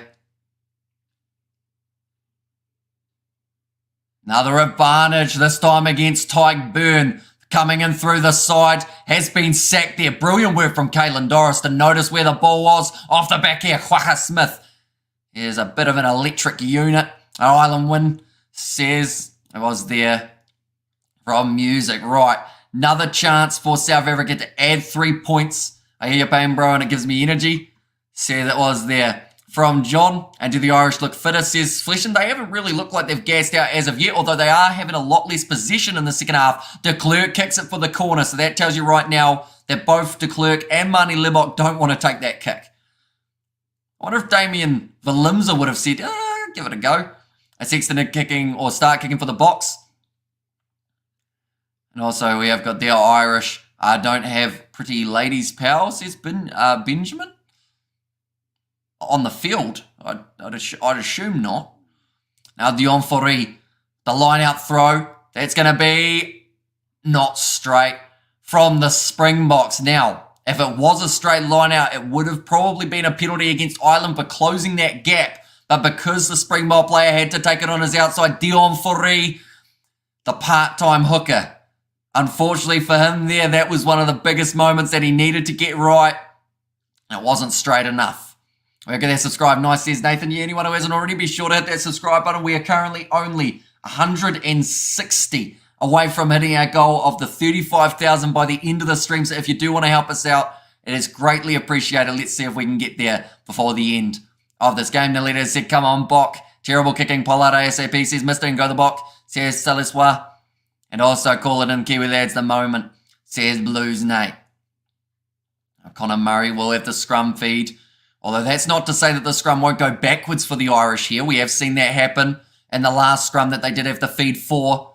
With the big forward pack of the South Africans. They may have gone a little bit early there. They did, and it's going to be the free kick now against South Africa. And Sub says, Paul, thank you very much, mate. And Sexton downing a bottle or something. I hope they test him, says David. To get it together, says Ian Foster. And also 8,000 watching, says Tim Ed. So yeah, this is a record, ladies and gentlemen, of the amount of people we have had on an individual live stream. It is greatly appreciated. You all tuning in for this one. It's been an absolutely insane game, an insane chat rate. I haven't been able to read 90% of the messages, unfortunately, but I'll have to go back afterwards and have a read through. Michael Costa says, Jaden, WF, are they doing? Is it free for all? Next we see Water. One moment. See Water Lady kicking to Cole, says Philip. And also forget the tie stick to the Irish win, says Michael, but that is now going to be Crowley making his way onto the field. Johnny Sexton, he's had a strong game at number 10. He's got the kicks that he needed to. Faf de Klerk now fires it across to Marnie Libok, but does that leave a gap? Here comes Kurtley Arunsa, finds the offload away to Marco van Staden, who's just crunched. Hugo Keenan gets back up to his feet, but he's tackled there by James Lowe. Now Lebok back across to Quaka Smith. Finds the offload to Sneyman, who then gives it back to Smith. The Clerk off now to Mani Lebok Oxnishare. Charging forward. There's still 7 minutes remaining, ladies and gentlemen, so there is time for the Springboks to get back into this contest. Trevor Akanye. Now to Clerk.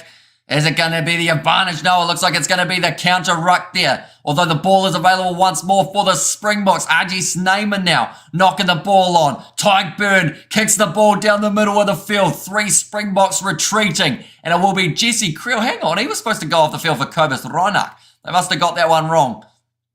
In fact, I don't even see Reinach out on the field currently.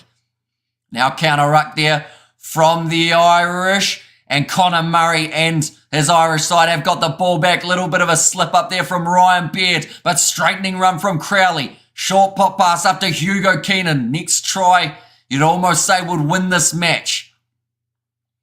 Just inside of the 22 now for Ireland. I'm going to shift this one to the left-hand side. Short ball from Crowley.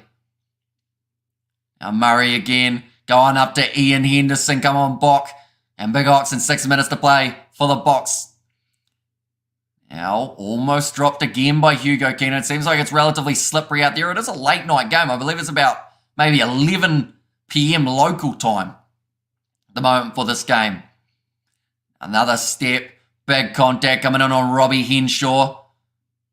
Murray going across to Tyke Byrne. That seemed like a reset there for Tyke Byrne. Back into the pocket for the drop kicker, Crowley. Hasn't managed to go over, and in fact, I believe it was taken back. What does that mean? It's going to be a 5-metre scrum for Ireland for it being taken back because it was charged down.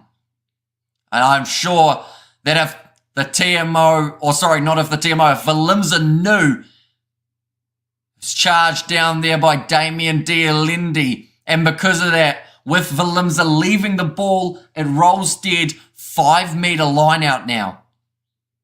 5-metre scrum. That is a massive, massive mistake to be making at this stage of the match, ladies and gentlemen. Definitely with it being so close. Okay, Faf de Klerk now making his way off the field. That will be for Kobus Reinach. And come on, Bok. I have faith in you. And game changer, says Ric Flair. Yeah, big moment in that moment. Looks like Andrew Porty has also made his way off the field. I think that's the last change that Ireland can make that I can think of. And tackle Bok, says Dipolelo. Yeah, this is a big moment here. This is atrocious. Can we kick his for F's sake? Says Moonstone. And also, come on. And Fuff did good, says Dom. He did. He did have 0% kicking accuracy, missing the 2 kicks. This is the worst ref in history, says Alden. But that's part of the law. Is if you charge it down and then the ball goes dead, because you've got your hand to it, that then becomes a taken back scenario. So it's a 5-metre scrum. So they have got it right in that case. But, you know, I can't do anything about it, unfortunately. Now Ben O'Keefe asking for stability here. South Africa only have themselves to blame, says Ian Foster. Yeah, those handling errors throughout the 75 minutes so far have been very costly for the Springboks. They'll look at this game, they'll work out what they need to do better. But we mentioned about it. Whoever wins this game, it's going to be ideal. Whoever loses this game, they will just be that little bit more hungry as they make their way towards the quarterfinals. 5 metres on which side, I can't see Seth Catherine, so it's 5-metre scrum for Ireland. 5 metres out from the Bok line. Another scrum reset. Time is off now, says Ben O'Keefe. We have to there, put the pressure on Ireland, says him. And also lose this one box. You get far in the Rugby World Cup. And that's another point to make. I know that it's probably going to be an annoying statement to make, but the Springboks, they lost a game at the last World Cup. And look how that turned out in the end. So it's not dead and buried for either of these teams. No matter the result, no matter if Ireland score now, no matter if South Africa get themselves an intercept try and win it at the last minute. We have got there in the chat, why don't you say how bad the officials are handling the game, says Hilton.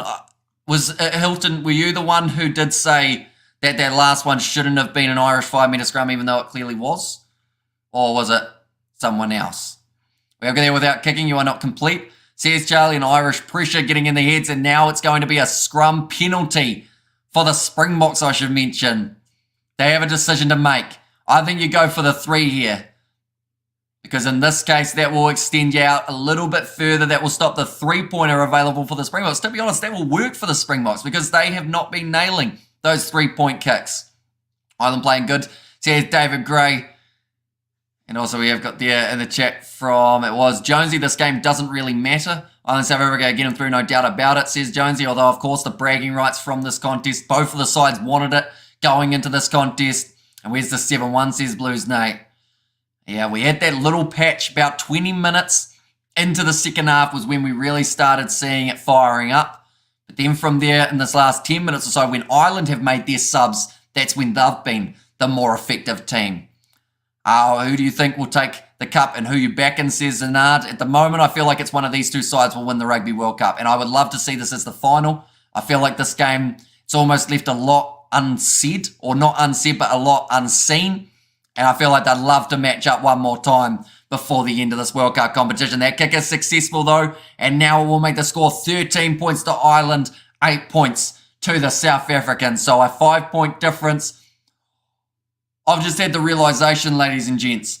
I said that I wouldn't mind seeing this game as a draw. If South Africa score and don't convert, that is exactly what we're going to have. And there's still time to do so.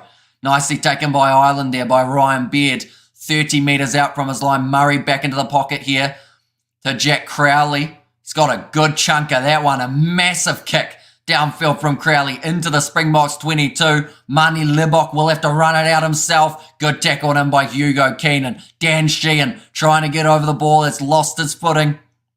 Now Ronak going across to Jean Klein. I'm getting close to losing my voice, so hopefully we've got enough left in the vocal box for the last 5 minutes or so. Valimza going across to Damien Dialendo to Cheslin Colby. Sells the dummy. Does get taken down on the halfway line. Turnover is good. The Irish get the ball back. Although South Africa, hang on, he was about to give that as a penalty in the breakdown, I think. But then I think the ball popped out. Now James Lowe, big kick down the middle of the field. Springboks not deciding to leave it and instead will run it back up to the 22. Here comes Cheslin Colby. Bumps off one challenge. Does get tackled in the second. Still available here for the Boks. Oxnashare passes across to Mani Libok. Cut out pass to Jesse Creel, who does decide to take the contact of Robbie Henshaw. And the advantage goes the way of the Springboks. Now Oxnashare passes off to Damien Valimza. Wasn't able to find his offload till after hitting the ground where Jean Klein was waiting for the ball. The penalty once again goes against the Irish. 2 in a row. What is the score? It is currently 13 points to 8. We have got there Al Ref, says random combo, although he's just given South Africa 2 penalties in a row in the 79th minute.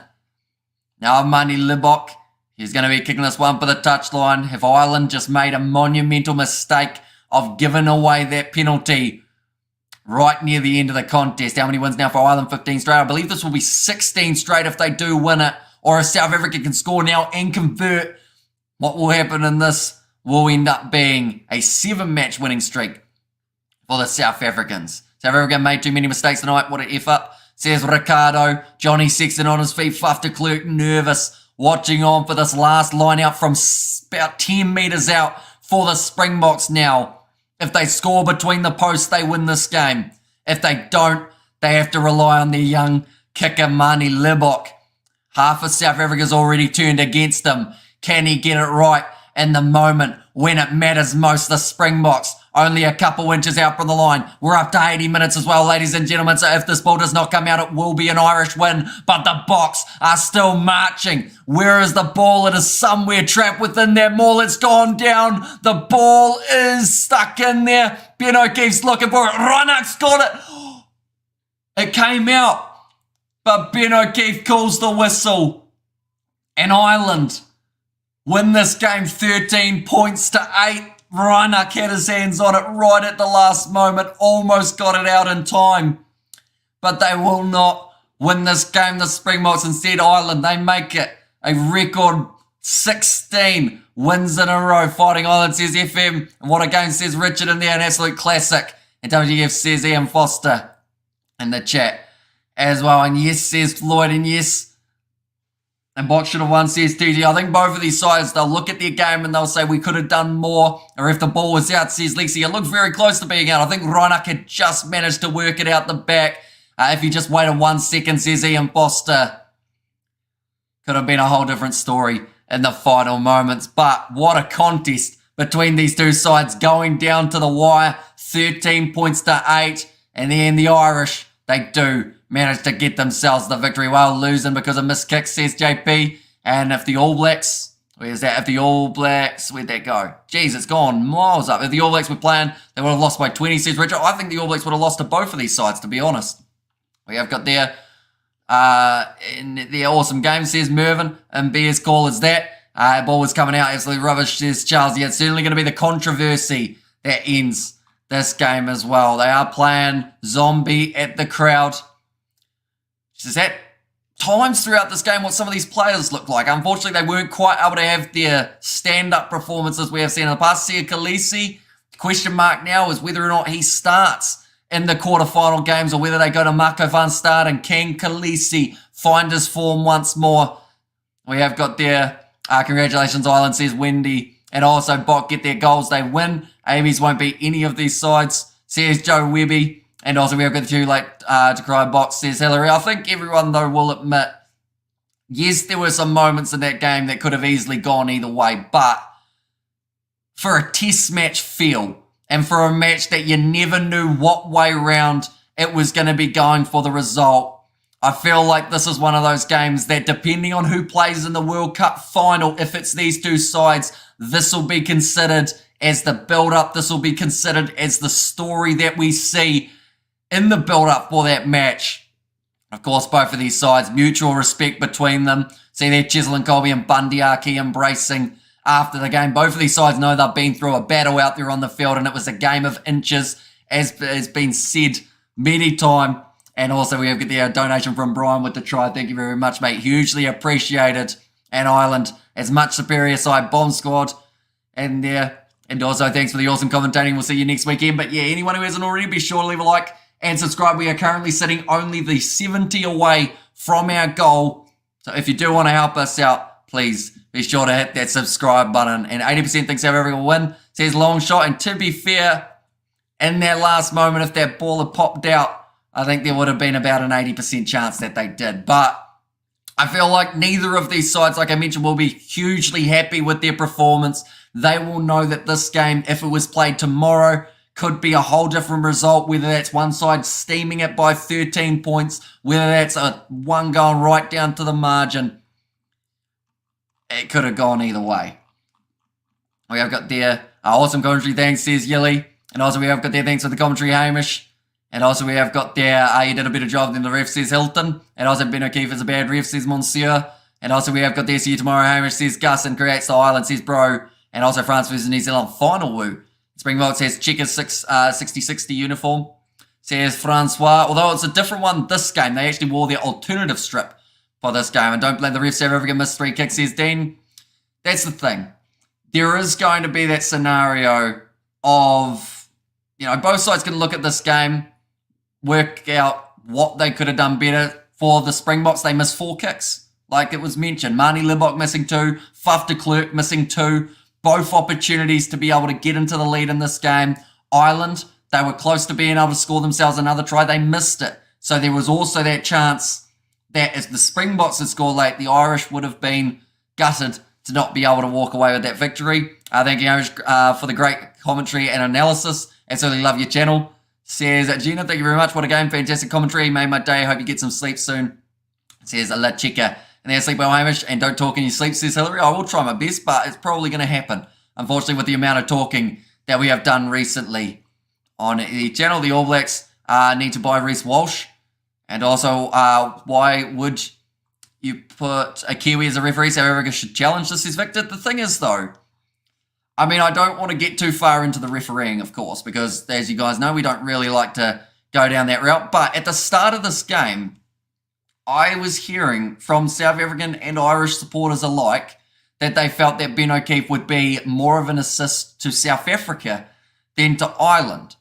Now, in the penalty count department, I believe this game It ended up with 11 penalties up against South Africa, 9 against the Irish, so relatively similar in that department, but it's just one of those unfortunate ones that because this game's only separated by a couple points, some people will forget about the missed kicks and they will look straight towards the ones outside of their player pool. And yeah, it's one of those games that I said at the start of it as well, no matter who wins, the referee's going to get destroyed by the team that didn't. This seems like it's going to be the case on this one, sadly. We have got there, Brady, please make it past the quarterfinal, then you talk. And also Ireland Bow, says Melvin. And also, if you look at the points we left on the field, the Bok won that game, that's it. Says Sino, yeah. At the end of the day, missed kicks can be costly, whether or not they change it completely and go with maybe Pollard back for the Tongan game, see whether or not he gets a spot in the near future. We've got there, the Irish need to come down, they've never played in the World Cup. Says MBHR. And there as well. And also some of the refereeing has been atrocious during this World Cup. As a whole, I agree. Like this World Cup, the consistency is nowhere to be seen for refereeing across the board. We saw a yellow card given, and that's something that we didn't have in this game. No yellow or red card, so that's kind of cool in some regards. And why put a guy on who can't kick? And also you got dominated, says Bissouma. And there as well. And also, guys, the ref was bad. Even my Ireland friends say so, says Natasha. And also the South Africans are sickened, says Edward. Although, that's also fuel. We've got to remember, you don't want to fire up a Springboks side because we know what happened last World Cup. When they bet New Zealand, when New Zealand bet them, I'll just say right now, New Zealand weren't the ones who lifted the cup. It was instead the South Africans because they have been beaten. They have been, I guess, challenged in a way that made them need to improve, and that is what we may see from the Springboks as they move forward as well. Thanks, Hamish, for the commentary. Pollard at centre. The kicking is solved. Exactly right. I think that is something that they will definitely have to look up, or look at, I should say, from Irish fans. South Africa are a monster team. A very even game, but great to watch, says Tony Lip. And there as well. I've got there New Zealand versus France. I'll tell you what, it's going very quick. How do you donate? Where you get all the coin, says Jimbo. I don't really have anywhere other than YouTube, to be honest, overall. And I was in Ireland, got luckily. They better watch it, says Random Combo. And how do you miss the kick? Thanks for that, says Stefan. And also, we have there the cup is New Zealand, says Richard. I do not know about that. I think New Zealand have a lot of improvement to make before they get to the stage of being able to get this Rugby World Cup for 2023. In fact, there's probably a huge amount that they will need to work on. And South Africa really did need Pollard in that game, says Big Light. And as a neutral, pretty close game. And also get in there, up the Irish, says Katema. And also, does South Africa get the losing bonus point? They certainly do. So they are sitting on 10 points now. The Irish are sitting on 14 points. So that will secure Ireland's spot now in the next stage of the Rugby World Cup. South Africa, they've got the game next week up against Tonga. If they do manage to get themselves the win there, even if they don't, they should still make it through because of that points differential and also because of the extra points that they were able to get for the bonus of scoring 4 or more tries. We have there, thanks, Hamish. No blooming kickers. That's a failure. O'Keefe was a fair ref. Nothing wrong. He's one of the best refs. South Africa, I'm heartbroken, says Goldberg there. And also notice disrespect to the All Blacks, but do you guys really think you could have beaten either of those teams today? Nah, not with the way that they're playing at the moment. And all the Irish pick here in the replies. Just wait till the quarterfinals, baby girls, says Lexi. And also well done, Ireland. And also, I like those wins when they don't bring their A game, says Richard. And Fiji beat Australia, an Irish fan here. But what a game, says TK, yeah. It was a close one, right down to the wire. We have got their analysis for all poll standings, please, says Cornell. So for this game, I've got what it was before this match took place.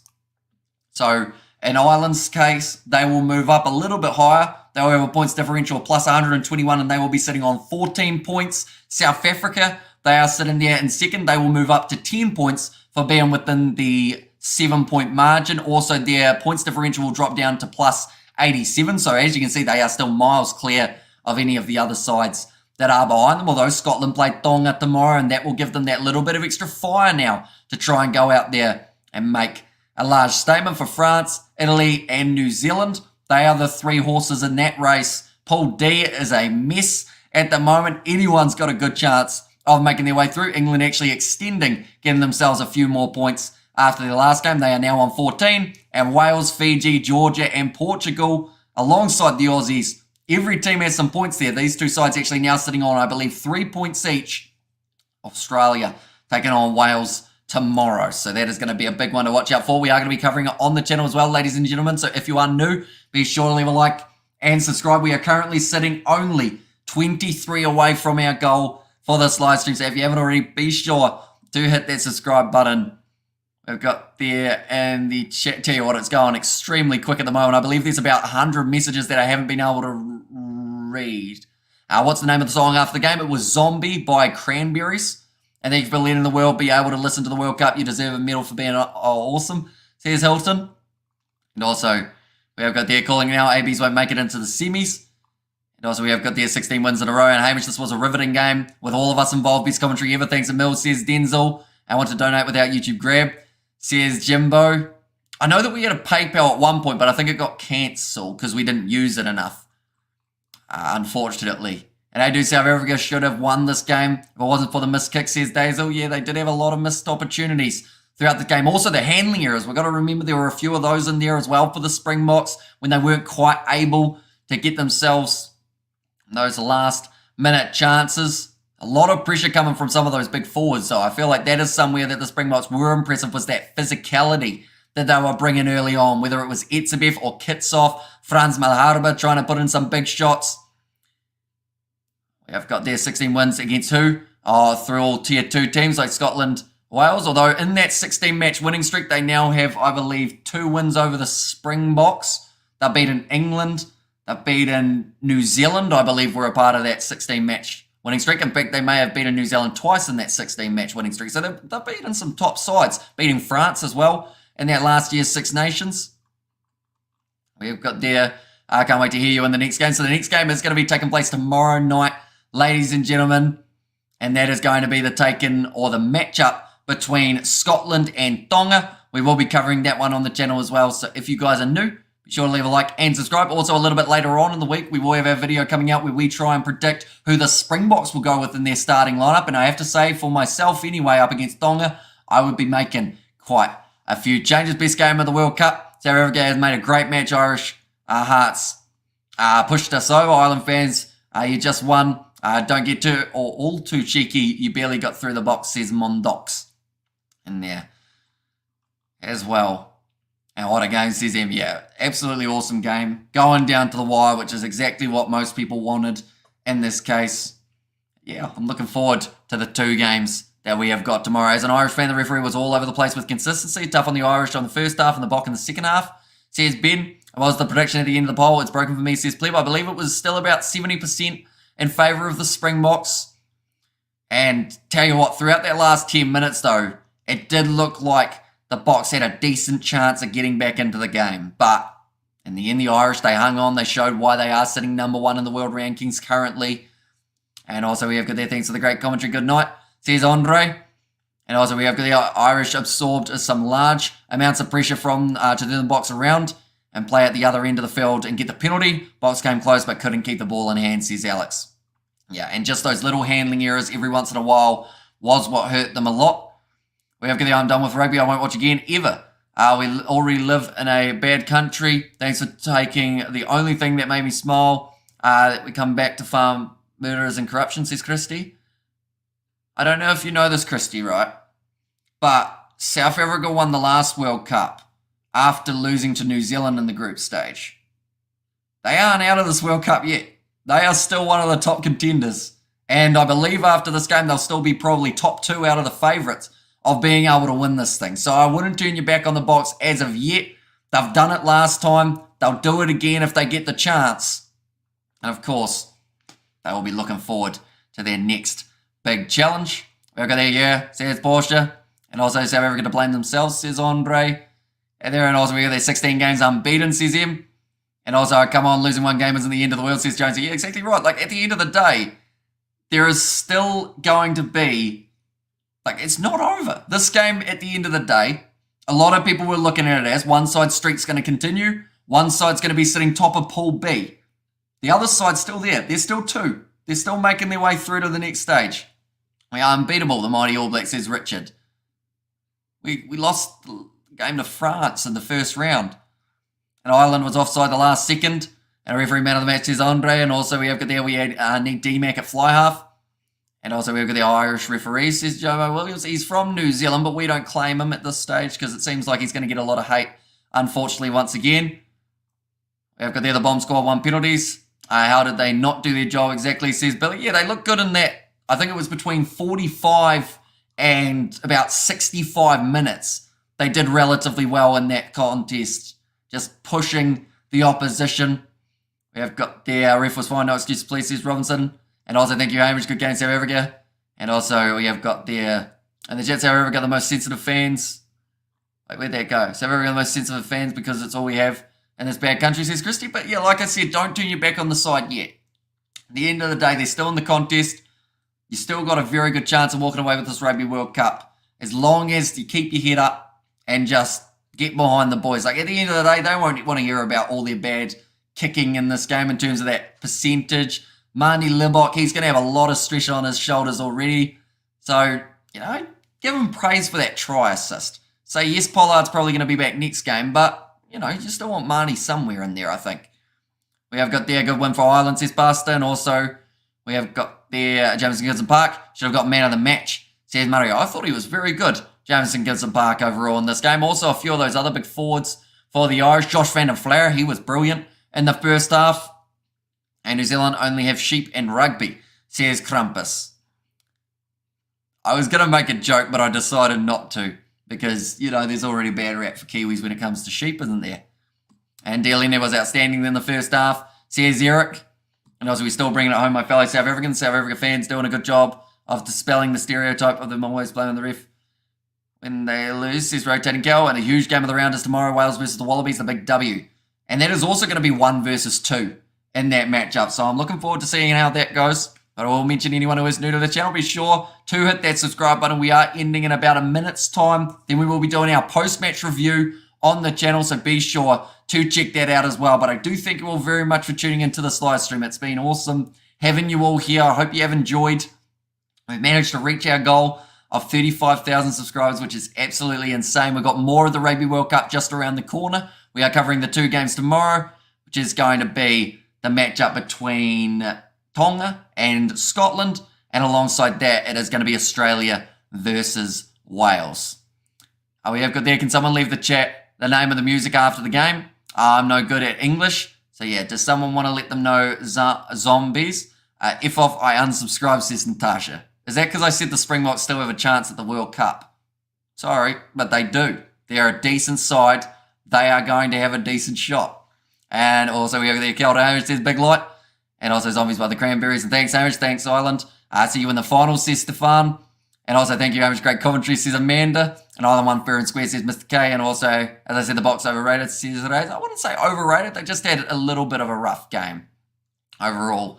In terms of those handlings, South Africa going home early. And also we have there, who said Ireland, where'd that go?